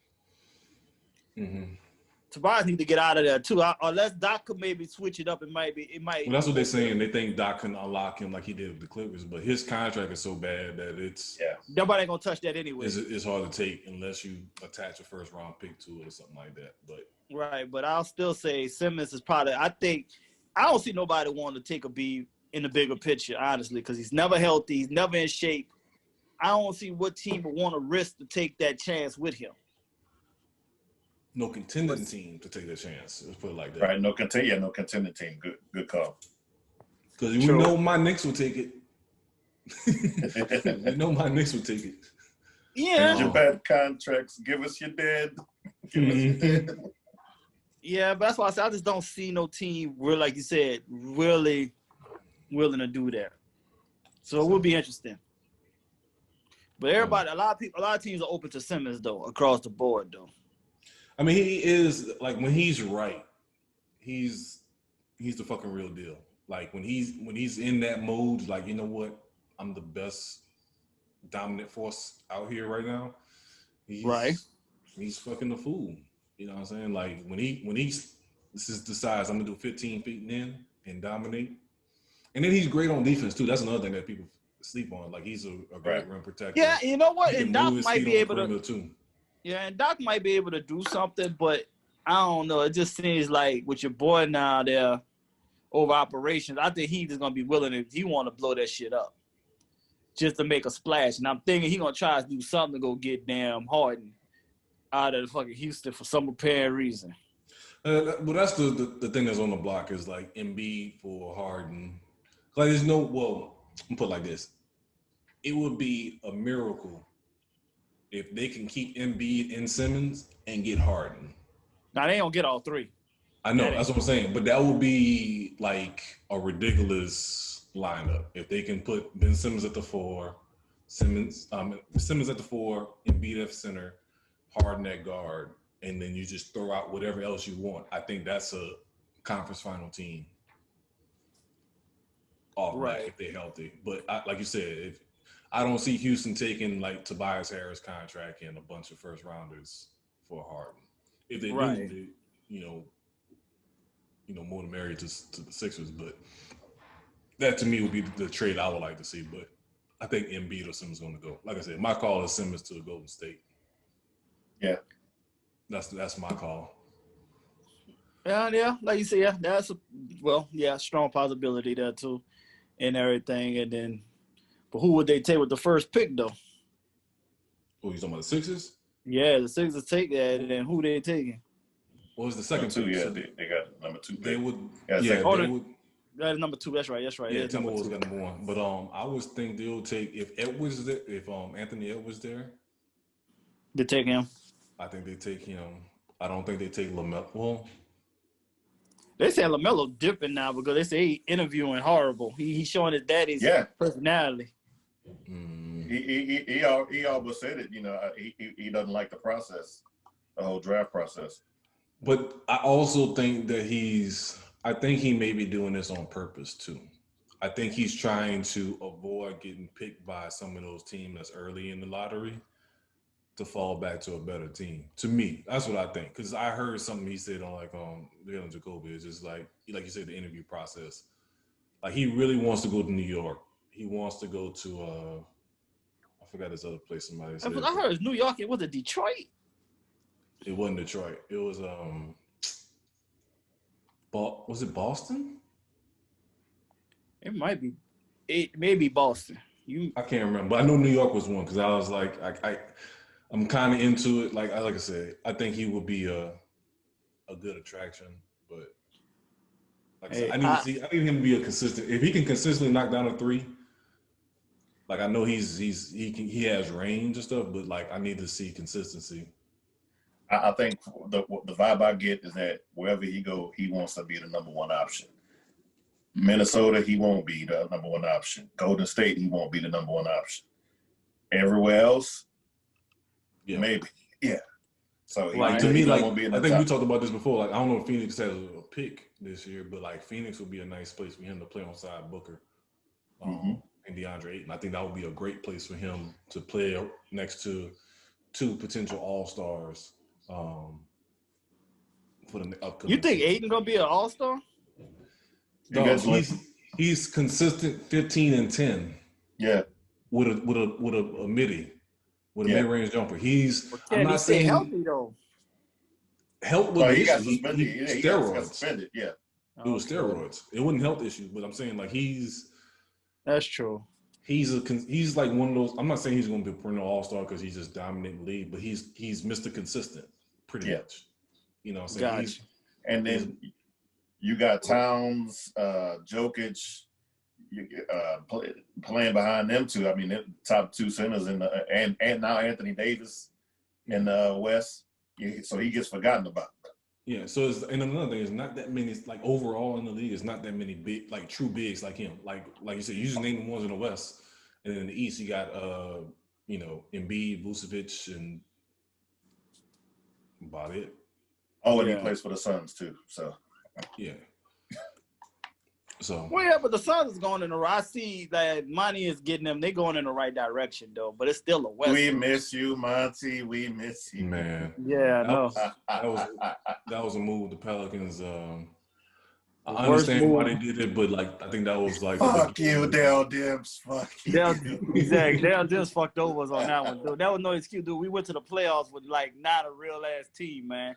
He took that team to a playoff that shouldn't even been nowhere near. Nice run. That damn Dimps, boy. And he's still not in the league, right? I don't know. You don't know. Yeah. They say he'll never be in the league again. Which one of y'all said that? Was that y'all or was that my boy Dave? I don't think he's never getting in the league. I don't think he deserves it. Before think he'll David ever get in Stern the died, he was shitting on him. Yeah, I think he's done. You about to lose Anthony Davis. Man, I heard another scary rumor that I hope is not gonna happen, man. What? I don't need a draft step king going into Miami, man. I saw that. I saw somebody post that on IG. Who's that? Bradley Beal. Brandon Bill. Oh. I don't want them problems. I don't want that man there for some reason. I don't know. Because they were already saying Jimmy Butler was like a bonus to what they trying to do. So like Pat Riley already got something under his sleeve that's already supposed to be happening. Was supposed to happen this past summer. Talk about a chip on his shoulder. Yeah, he can't wait to and I can see him as one of those guys that get to the playoffs and just act a plumb fool. Because his offensive ability is just ridiculous. So, and then he finally have help around him. Like, right. Yeah, he'll that'll be a nice little situation. But John Wall, actually, I've been seeing him out here balling. He looking good. Like he looking healthy. Don't matter. Well, we know Washington suck. Hey, we ain't saying they're gonna work together. I'm just saying overall, just John Wall looking good. Yeah, this 2-year sabbatical he been on is probably pissed Bill off. Like he come back. Yeah, no doubt. Oh yeah. But they saying no matter what, Brandon Bill, he's gonna be gone. I'm the captain now. The next season. Look at me. But then he just bought a house in LA too, though, Brandon Bill. Shit. And he's with Rich Paul too? No, I don't think so. No, he's not. But he did just buy. His girl is from out there, but he did just buy a crib in LA though. So they said too. That's something else that could be in a possibility. He could be somewhere in LA because I don't see it. Do you think the Clippers really will really get rid of Paul George? I can see it. It's possible. But I was thinking more of the Lakers. No. He's still no. I ain't thinking Paul. No, they ain't gonna swap them two. But no, he's still no. They said Bill will be probably like it's a possibility. Yeah, the Lakers are trying to make something happen for sure. Okay. No, I can still see Paul George being a potential, not necessarily for Bill, but for anybody. Yeah. I think because they were saying that performance. They said we have they said that the Pelicans might go for him. Paul George? Use Holiday. Yes. And use Holiday. I don't like it. Because they nervous. They come to a point they don't know about if they're gonna be able to resign if the Ingram situation don't happen. Well, this is the thing about Paul George. He got a player option after next year. Or something like that. So it's like, why? Like to me, the Pelicans, that would be a bad trade unless they're just looking to dump salary cap. Like you said, I don't know. Like I didn't want that trade. I just heard that's just multiple rumors I was hearing. I don't want it. I don't want it to happen either. I just want them to just do their best to re-sign Ingram, and then just see where we can go from there. See what we can get for Holiday, and then just keep it moving. I wasn't call Chicago and go try to get Levine. Yeah, that's another good one too. Now I need him out of Chicago. That's what I need. That man deserved to be somewhere else balling. Let's jump to baseball. So the Dodgers won the World Series with an asterisk. With one of their players testing positive for COVID-19, being pulled mid-game, and then still going back out and celebrate the win. Is this a bad look for baseball, or are they gonna try to sweep this shit under the rug? Just sweep this shit under the rug. Sweep under the rug? That's how they roll, that fucking won the World Series. I'm going out there. I don't fucking. I heard he said that they try to contain him. He's like, nah, I'm going. I'm going. Fuck that shit. Y'all can fire. You know what? You can fire me. You can suspend me. How many motherfucking games next year? I got this goddamn ring. So the hell with y'all. Kool-Aid smile on all the pictures too. Exactly. Like, all y'all niggas gonna get sick right now, but I'm about to celebrate this goddamn ring. We got this ring. I don't know. I think I think it was highly irresponsible. Like you said, this is Right. the amount of people that's out there, and I think one of their teammates was like a cancer survivor, so he's high risk. Like it was just, I don't know, it was like unbelievable. Like I didn't think that was like real when the first time I heard it. Like, and they just let him go out there, like Yep. no kind of restrictions or nothing. You know what I'm saying? He was able to pull him out the game, but you can't keep him from celebrating. Like, Yeah, but imagine the whole Dodger organization. You just won the World Series. Yeah, man. Yeah. Hey, no, you can't go out. I'm sorry, dude. Like You they really wasn't gonna thinking hold it? either. Like they wasn't thinking either. Nobody was really thinking. Everybody just do. They Yeah. just celebrate. So it's lit like this. That's the moment you out there playing. So you still back in regular, thinking baseball. I just want to time. You're not thinking about no COVID. This is not the time to think about no goddamn COVID. You ain't thinking about that. His last thing. So that's why I said they're gonna just sweep it under the rug, keep it moving. It's over. Everybody back home. The quarantine is a done deal. It's the last game too.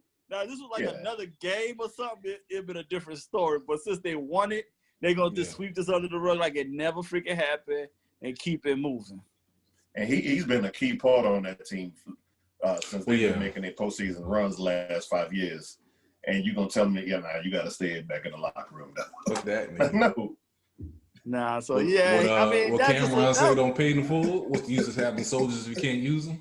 Yeah, exactly. So I understood. That's why I said I said, damn, if somebody's like, I didn't take it. It was want to just spur the moment. It's just you in the moment. You just in the moment. So you can't trip too much about it, but it's still dangerous. But it is what it is. Shit. I mean, this fucking dude, we've been dealing with this shit all this time anyway, this fucking COVID.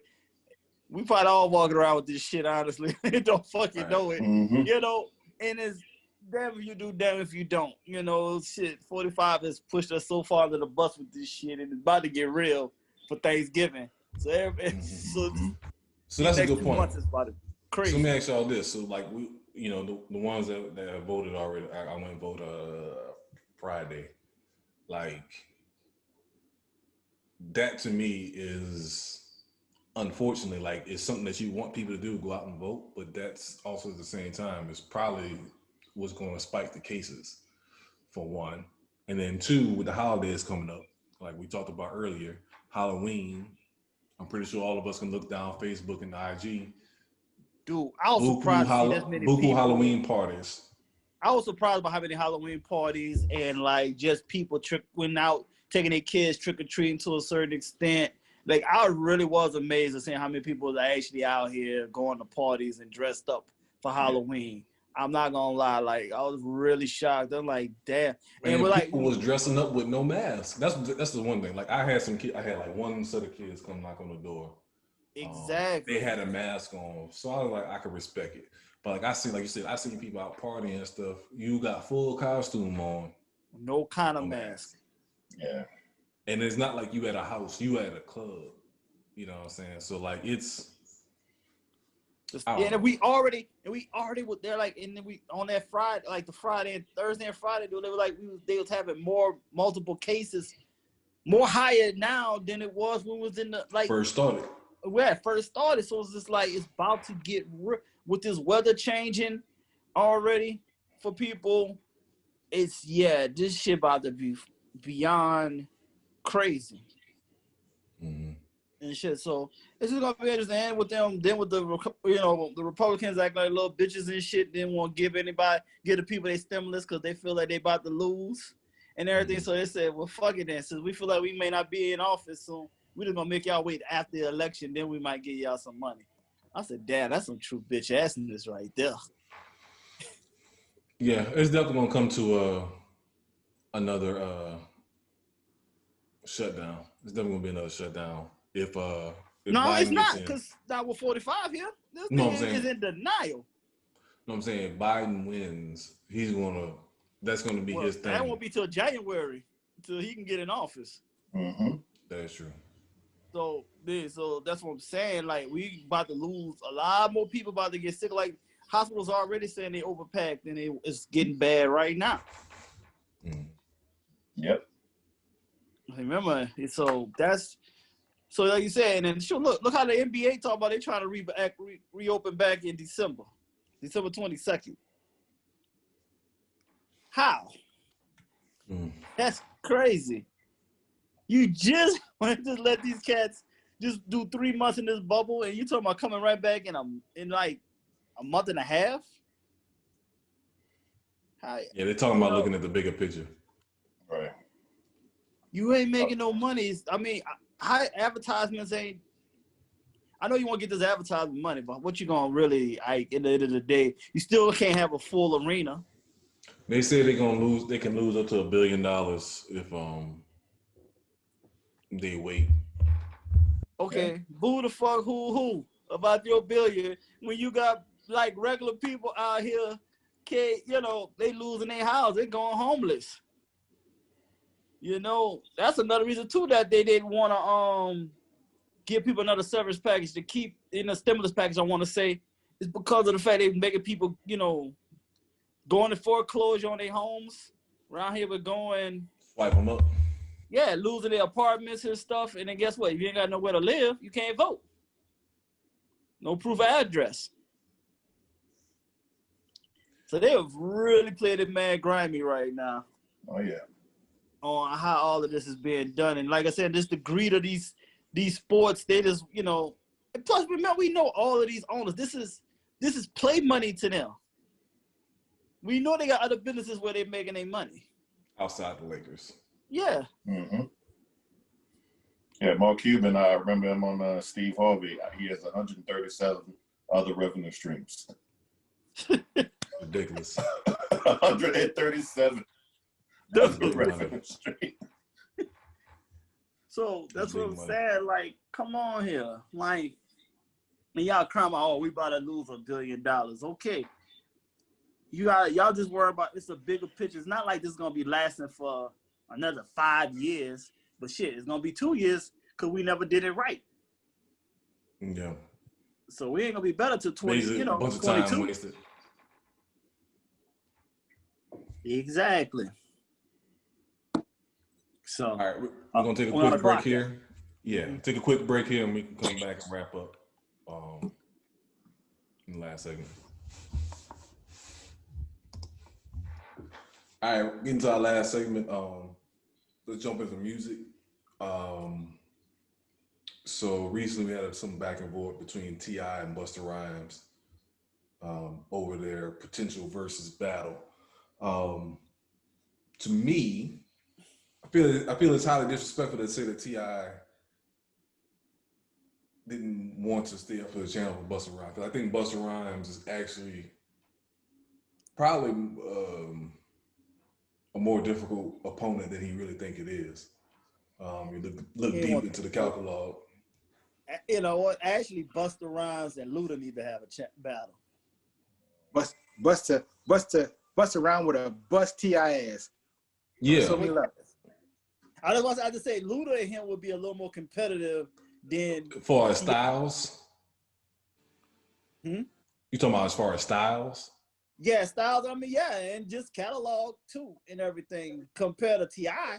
T.I. that's gonna just be a straight ass whooping from start to finish. Yeah. T.I. especially for in that type of environment versus battle, like it's like Busta is strictly like club bangers. That's why I said him and Luda would have been better. No, I would have gone Busta and Mystical. Nah, me too. Mystical ain't got enough catalog. That is true too. Busta Rhymes his catalog is deep between features, Leaders of New School. And that's why I said Luda's catalog is like deep enough to at least with features too and his own stuff.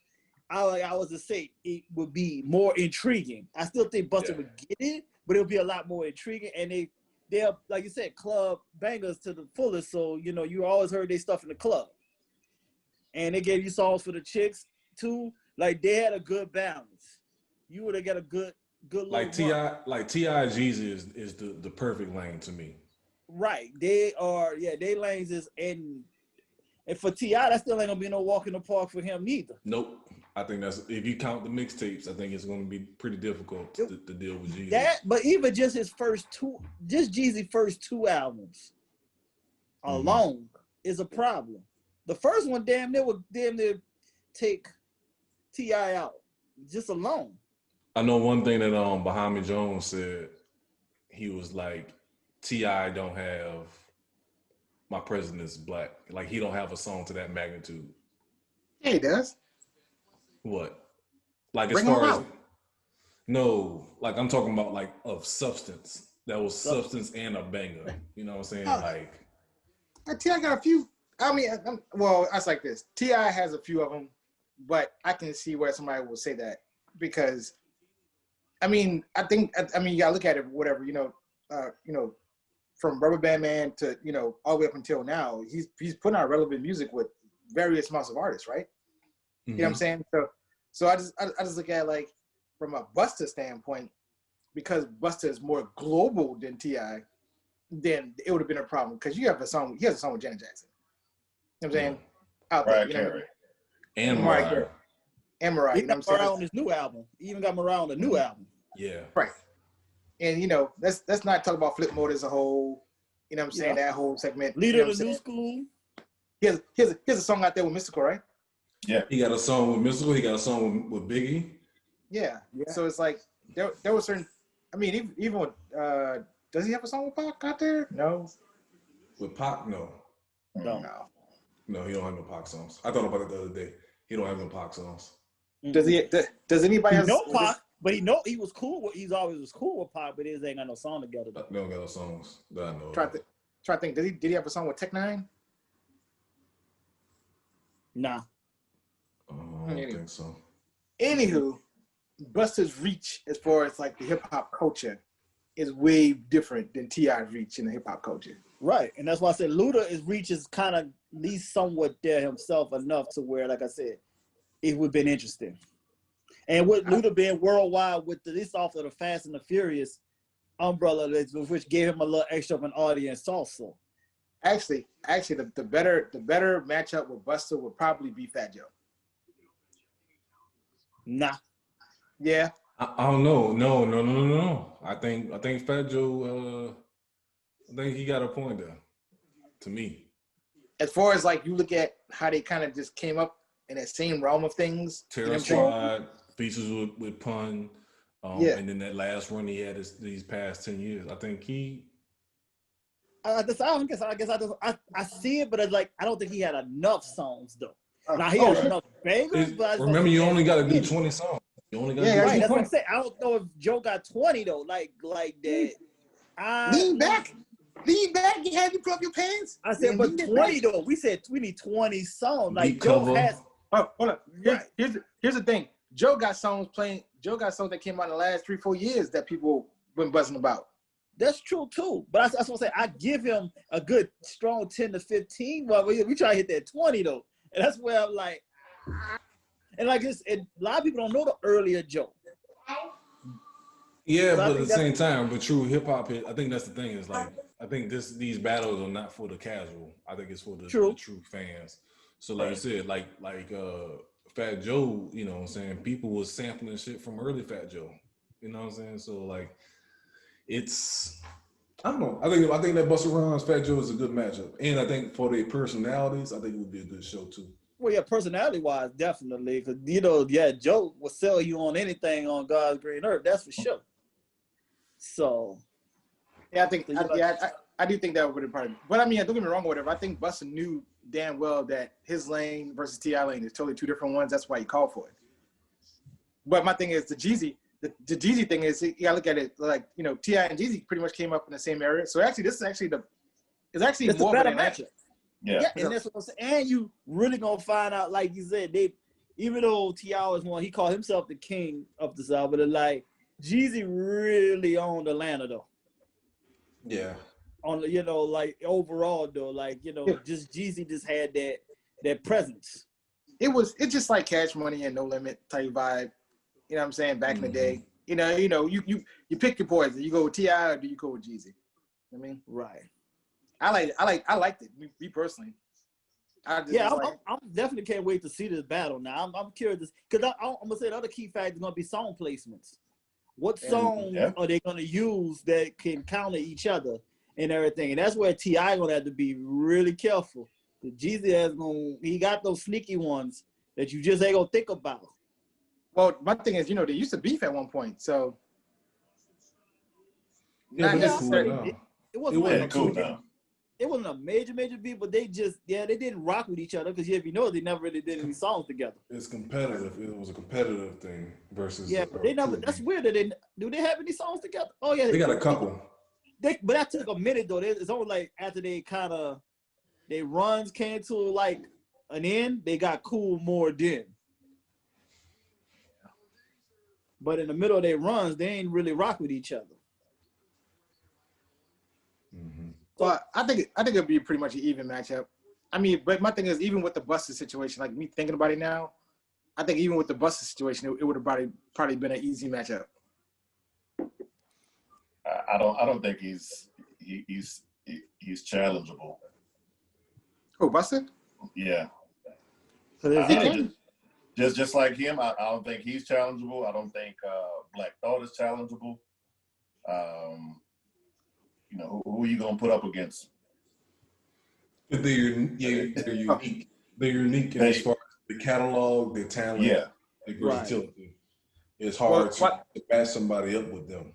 Right. Well, what you talking about? I agree. I agree. Look- 3000. Now that might be an interesting one. Buster versus Andre.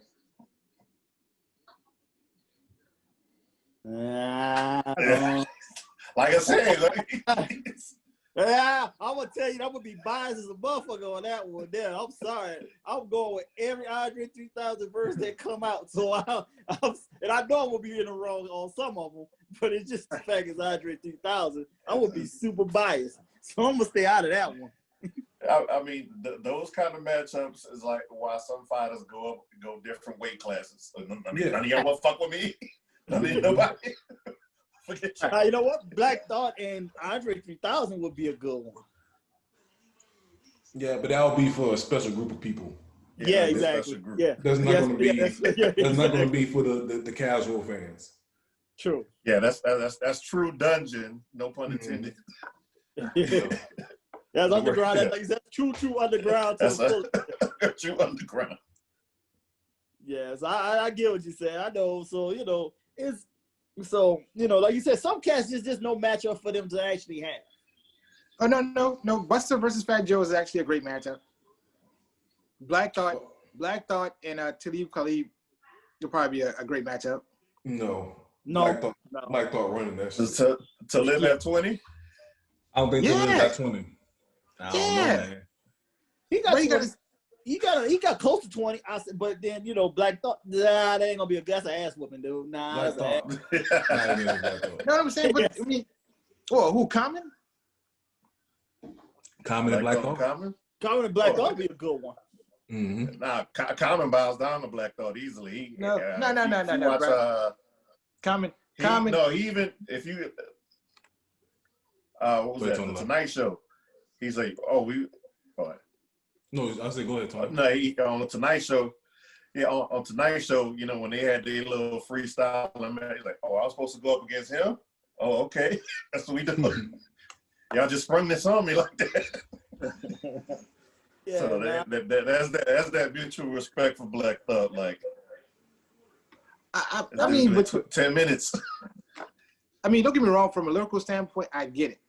But from a commercial branding standpoint, like on a radio type thing, that's a whole nother lane. So, right.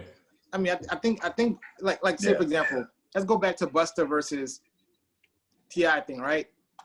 I mean, if you look at it, it's like our generation would know like the woo-ha, that stuff, right?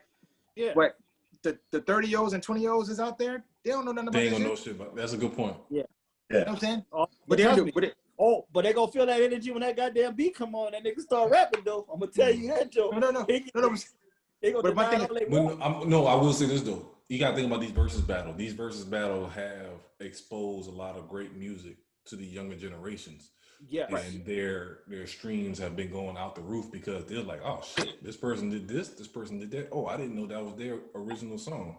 You know what I'm saying? Would it have been Patti LaBelle when they did this shit?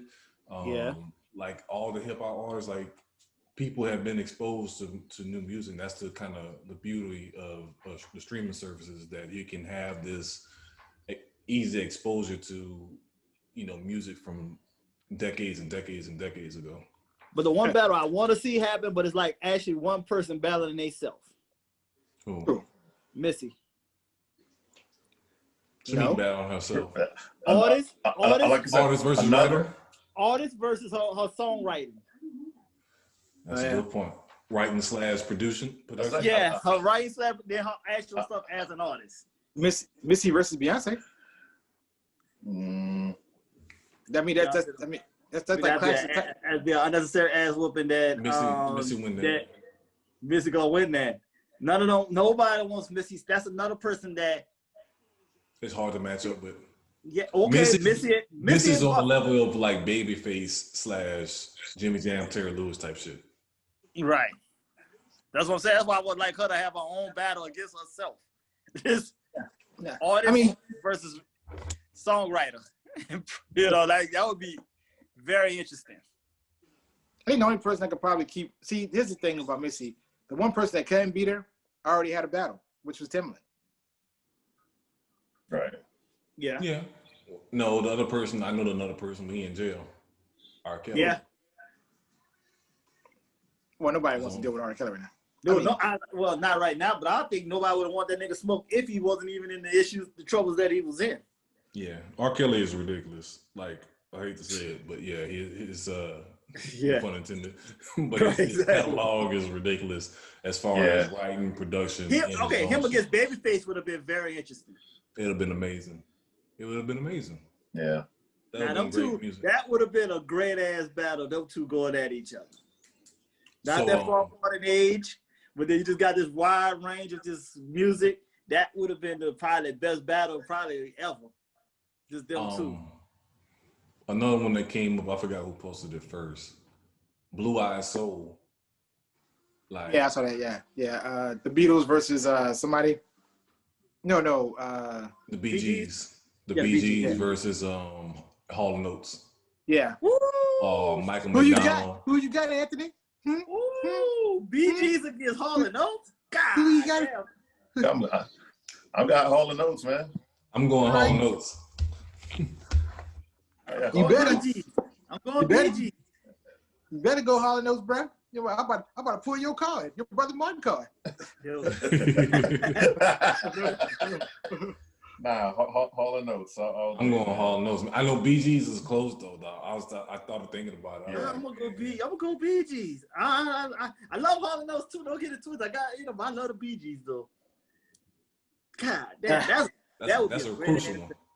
That'd be a great. They can pull that off and get that one going. That'll be a good one. Them dudes still touring, still selling out. They would never stop. They would tour till their thumbs fall off. Like that. They got their catalog of music is ridiculous. These rich, working in the Woodlands, these rich white people love them.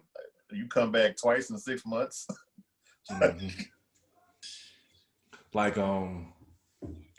I saw something online one time. It was talking about the amount of songs that have been sampled into hip hop. They got like almost 100 songs, and some of the songs multiple times that's been sampled to hip hop songs alone. So like their creativity it kind of shows in that. Yeah. What did you hear the Michael Jackson story about them? I think you mentioned it before. Like Michael Jackson borrowed something from them. Yeah, he apologized for what's that song? I Can't Go For That. He said, I used that on Billie Jean. Like, no, you didn't. And then Daryl Hall's like, but in his mind, the bass line for Billie Jean sound like I Can't Go For That.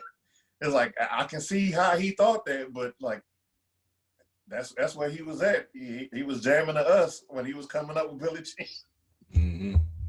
That's like, damn, respect. I took that from. And at least Mike had the nerve, he had the audacity to apologize to them, but he'll disrespect some other people where he ain't got no shade to it though. Mike was something else, boy.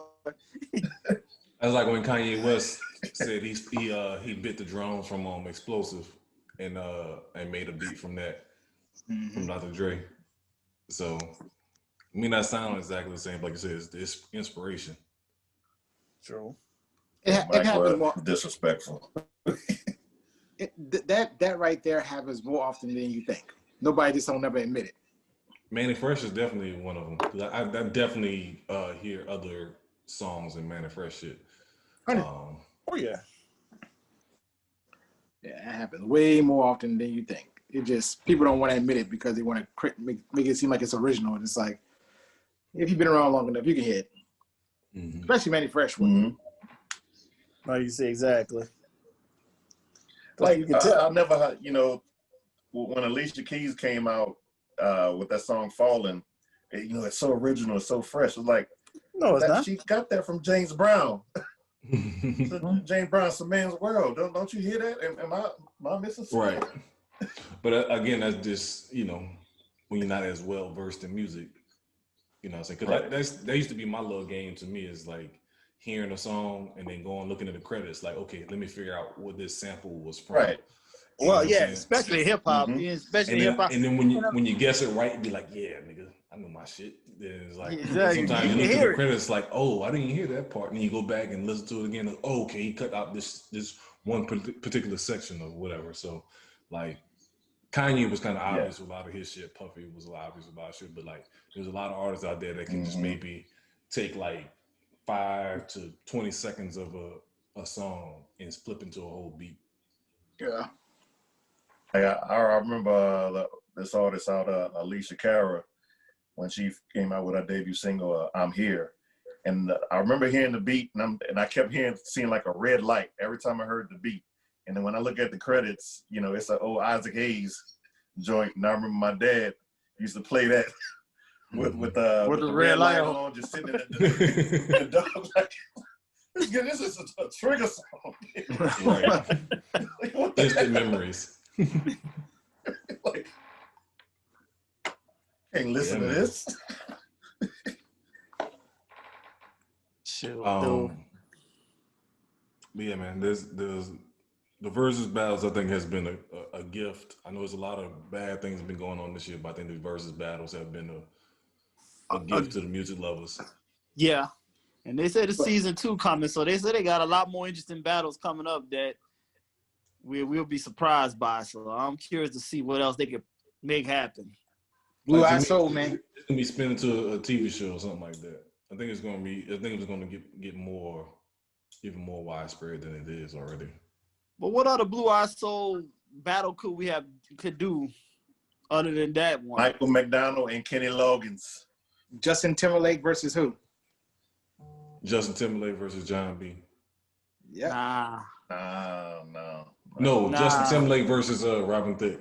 Robin Thicke, baby. John B. I would do Robin Thicke versus John B. Yeah. I do Robin Thicke versus John B. But I was out to Robin Thicke against Joe. Ooh, that would be a good one. Two hating ass niggas that always trying to take a girl from relationship. Well, no, if that's the case, if you want to do two hating ass niggas, do music versus Joe. Oh yeah. Damn. That's a good. Yeah, exactly. But even if you go into other genres, like if you do rock and roll, like if you do fucking, Guns N' Roses and Stone Temple Pilots, or I don't know. Oh, Guns N' Roses and doggone Bon Jovi. Bon Jovi. Yeah. So you got that, or like you said, it could be interesting now. Like I said, I think it's gonna spread to other genres. You know what?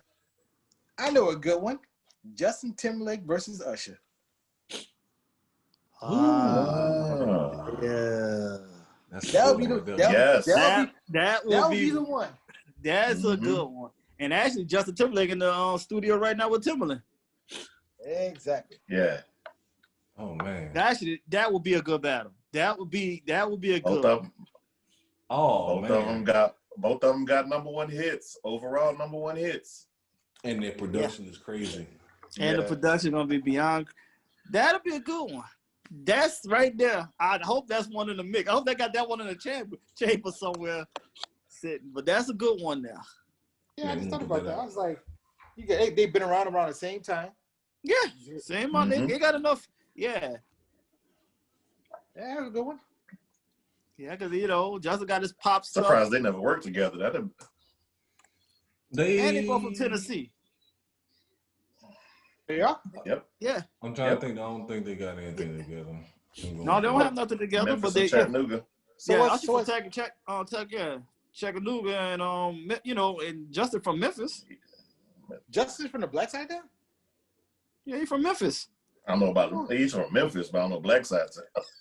Yeah, but he from Memphis. Oh wow. I thought it'd be the opposite. Right. Yeah. So so okay. Now that's a good one pulled out of nowhere. Yeah, that'd be Justin versus Usher. That'd be a great one. Got to find one for Missy though. No, I don't think you'll find one for Missy. Well, what y'all think of the new Busta album now? I liked it. It's solid. It's a good solid album, start to finish. Typical Busta fashion.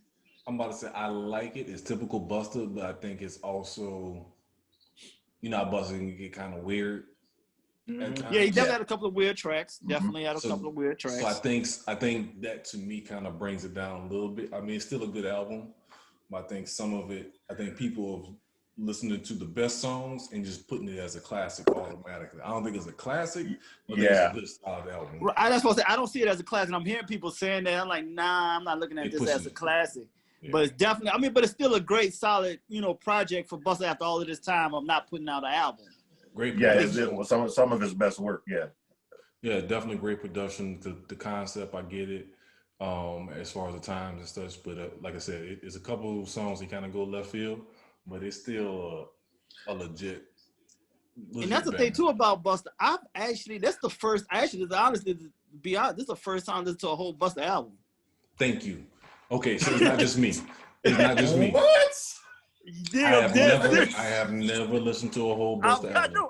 I never purchased the Busta album. I never listened through a whole Busta album all the way through. Literally just thought about that when I listened to this one this weekend. I was like, dude, I've never really listened to a whole Busta album. I've downloaded and put them on mixtapes and stuff like that, like 2 songs here and there.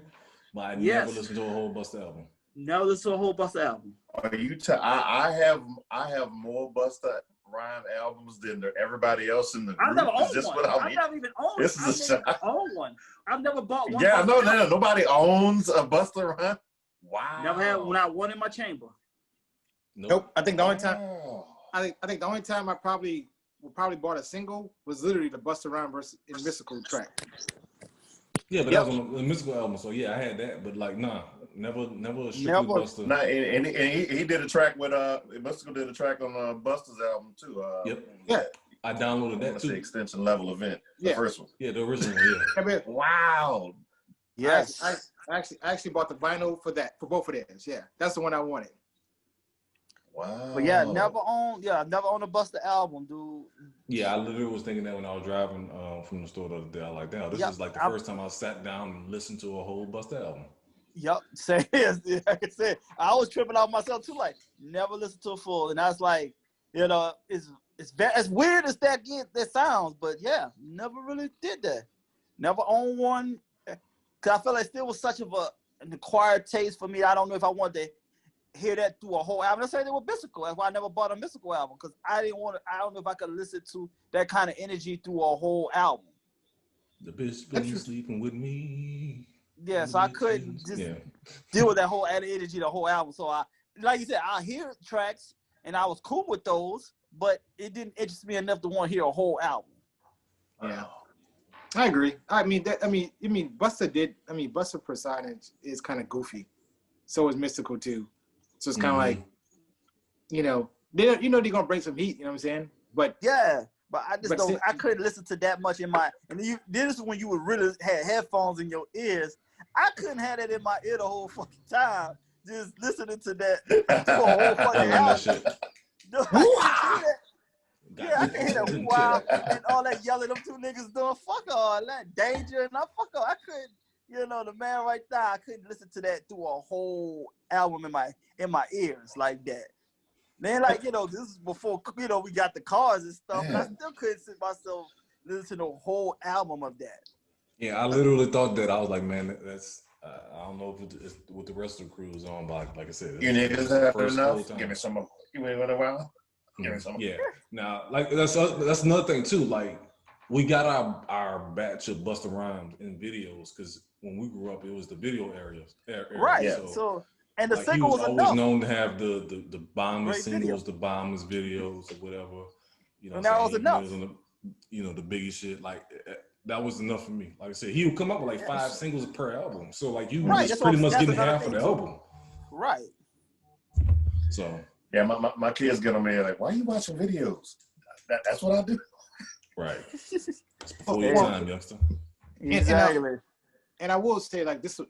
I mean, like if you look at Busta's career, just like you probably look at Mrs.'s career, they literally wasn't. I mean, well, we know them as legends, but they're more on the cornball at the beginning. You know, like remember like St. Lunatics, the dude with the mask, right? You know, he was just, and then all of a sudden, like 5 years later, he comes out with a serious album talking about he thugging. That's how I kind of felt about Busta, and also that's how I kind of felt about Mystical. It's like you were goofy, and all of a sudden you want to get on this rah gangster shit. Now all of a sudden it's Yeah. kind of it do come off as a little weird and everything. So I do get what you're saying. You know, like this here some of the stuff Busta be saying later, like when you into all this volatile shit now, Busta, like what is, but at the same time I get it, but you know, I never listened to a whole album to this one. This was the first one I went through. And I might go back now and just listen to some of the That's others. what I think I was gonna do. I was gonna go through it like his shit and just kind of Yeah, I'm gonna go back now since I got this first one out the Y'all way. you ain't gonna make it. You ain't gonna make it. You don't Y'all say. couldn't do it then. You definitely ain't gonna do it now. I'm telling you now. I'm telling you now. Gotcha. But shoot, like I listen to that's- T.I. that's- Like I listen to that's shocking. T.I.'s album too. Not bad. Definitely on point. Yeah, it was And it's straight. so funny that they both had Rhapsody on their albums. She did her thing on both of their albums. So Who talking she's in about, her T.I.? pocket. Yeah. Oh, T.I. Rhapsody. Yeah, Yeah, she did. Yeah. much respect to her for winning Lyricist of the Year. Right. It was. Oh, I was still surprised too with the Great. R&B hip hop chicks getting their little rap on. Tiana Taylor, her, Erica, and Brandy around here rapping. I didn't see that. That shit was on point. Did Brandy rap really? She really, it was like, Did well, Brandy you rap? want to call it rapping? Do you Spoken call word? I saw the cipher, so I'm like, you really think that was she I was might look it rapping? up. She was flowing with it. It was more spoken word flow, but she was flowing. It I wasn't think bad. she That's should for have sure. gone on first. Nah, I She think shouldn't have been last. Nah, I think she did her thing. I was surprised. I think she did her thing. It wasn't, I would say this wasn't garbage. It wasn't really bad. So I gave everybody, you know, of course, Erica, I would expect Erica and her to do their things. They was right on the money. Tiana did pretty decent. But I gave Brandy a pass of just out there getting outside of her shell or doing some stuff. Because she's a true Aquarius. She's awkwardly shy. You know what? You know what? Right there, that lets me know that you full of shit. It was garbage. Because it's About your what? Aquarius. Because you go I like this. I ain't gonna lie. I just started really liking Brandy. I always loved the Broken Hearted song, but I ain't started liking really Brandy until she was on that show Star, and she was around there thick as hell and around here being a gangster. Exactly. I said, oh shit, Brandy being herself finally. She's being like her brother. I was broken hearted. That's my era. This new Brandy, all this thick Brandy or whatever. I'm just like, you know, it looks good on you, but you know, you're not gonna be able to rap. Nah, So, I gave it a pass. I gave Aquarius pass love. And I don't put the Aquarius out of it. Hey, I'm showing love, man. She wasn't bad. I ain't said she was outstandingly great. I said it wasn't bad. So we down to the 5-minute warning. So it's that time of the show. Okay. Love. Let me can I get my part out right quick? No, we coming back to you. Okay, go. We coming back to you. Tone Love, what have we learned? We learned at some point the passion dies and you have to be creative to push through your points in your writing. 2 word counts are for suckers. 3 analytics and eye tests cannot coexist. what we've learned over this past couple of months with basketball and baseball here. For Buster and some other folks, just Versus challenge proof. And 5, I was adding this on just now. Blue Eye, so at some point we'll make the make that Versus rounds. Yes, sir. Raheem Waddell, you have the floor for your usual floor. Oh, one more. I have more Busta Rhymes albums than anybody else. That's a shock. He had his stock early. Raheem. I would say a particular rapper out there from New Orleans. Titty's been looking voluptuous on social media lately. 3D Not T. We want to shout out them things. Them things look like 2 soft pillows. Yes. In a luxury car, all in ones. I'm just like, I ain't necessarily a titty man, but them things or whatever look like they. And she knows she got them things. They on point, and she made sure to let you know, hey, say hello, to my little friends, and they ain't little. And I know we know each other through affiliates, and she actually did a song with my cousin Dirty Harry, out there. But I just look at it like them, that kind of goes to show you that if you can blossom into something, and some soft titties, you know what I mean? And I'm pretty much more than sure she already got an ass too. So we want to go ahead and put a shout out to 3D9T. We know you can spit. She probably can spit just as hard as Biggie himself and any other top 5 rappers. But today we're gonna look at the feminine side of her and say her titties are voluptuous. It's the sky. You know what I'm saying? It's the upper room where Jesus. With Jesus. With Jesus. Yeah, Ty King, what you got? Hey, and F. King stopped liking them too, because you wasn't about that life. You wanted you and Tory Love and y'all that wasn't part of y'all top 5. So stay out my girls. I started noticing that y'all started to pick up my girls' top 5s. So y'all stay in y'all lane with y'all voluptuous. Yeah, I'm looking at you too. Y'all stay in y'all lanes with y'all top 5. I know mine blossom later, man. This your top 5 gonna be look. If she entertaining. that next time. What you say, Tony Love? No. Go ahead. Speak in peace. Respect the titties. Respect the titties. I'm respecting titties. Respect the titties. And hold up. And the other thing about there's no tattoo on the titty, so it's not toxic. Yeah, this is facts. Non-toxic titties.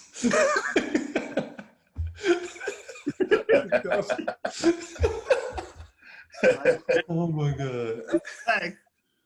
Oh god. And she could build you something. She could build you a bench. Yeah, she's very handy. Definitely very handy. Chicks like that's what pissed me off. Talking about, oh, I want this, and you'd be like, oh, I can build it myself. Bitch, hold up. You know what I'm saying? I'm the man this motherfucker.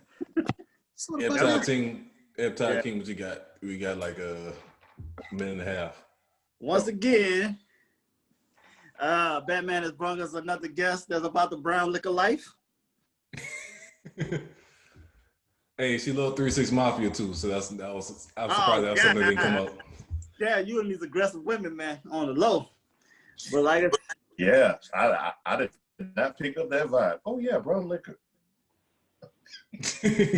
I said, oh, we got it. I just noticed. This is automatically now. Anytime he brings another female guest on, we automatically just gonna assume she drinks brown liquor. We're just gonna put that there now, going forward. Other thing is, we still need these senior citizens out of office. I'm freaking sick of these old bastards out here in these streets. That must come to a cease.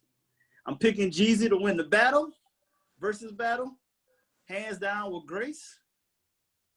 And other than that, I'm still feeling sensitive about my red flag about my shoe game, because I realized I just realized I looked in the closet the other day. I'm actually at 43 pair of shoes. And I don't like the fact y'all motherfuckers gave me that red flag. So that's all I have to say after that. Hey man. We are here to help you, brother. We are here to help you. Help me, help you, help us. I don't know how that's a bad thing that my shoe game is on point. But hey, it is what it is. All right.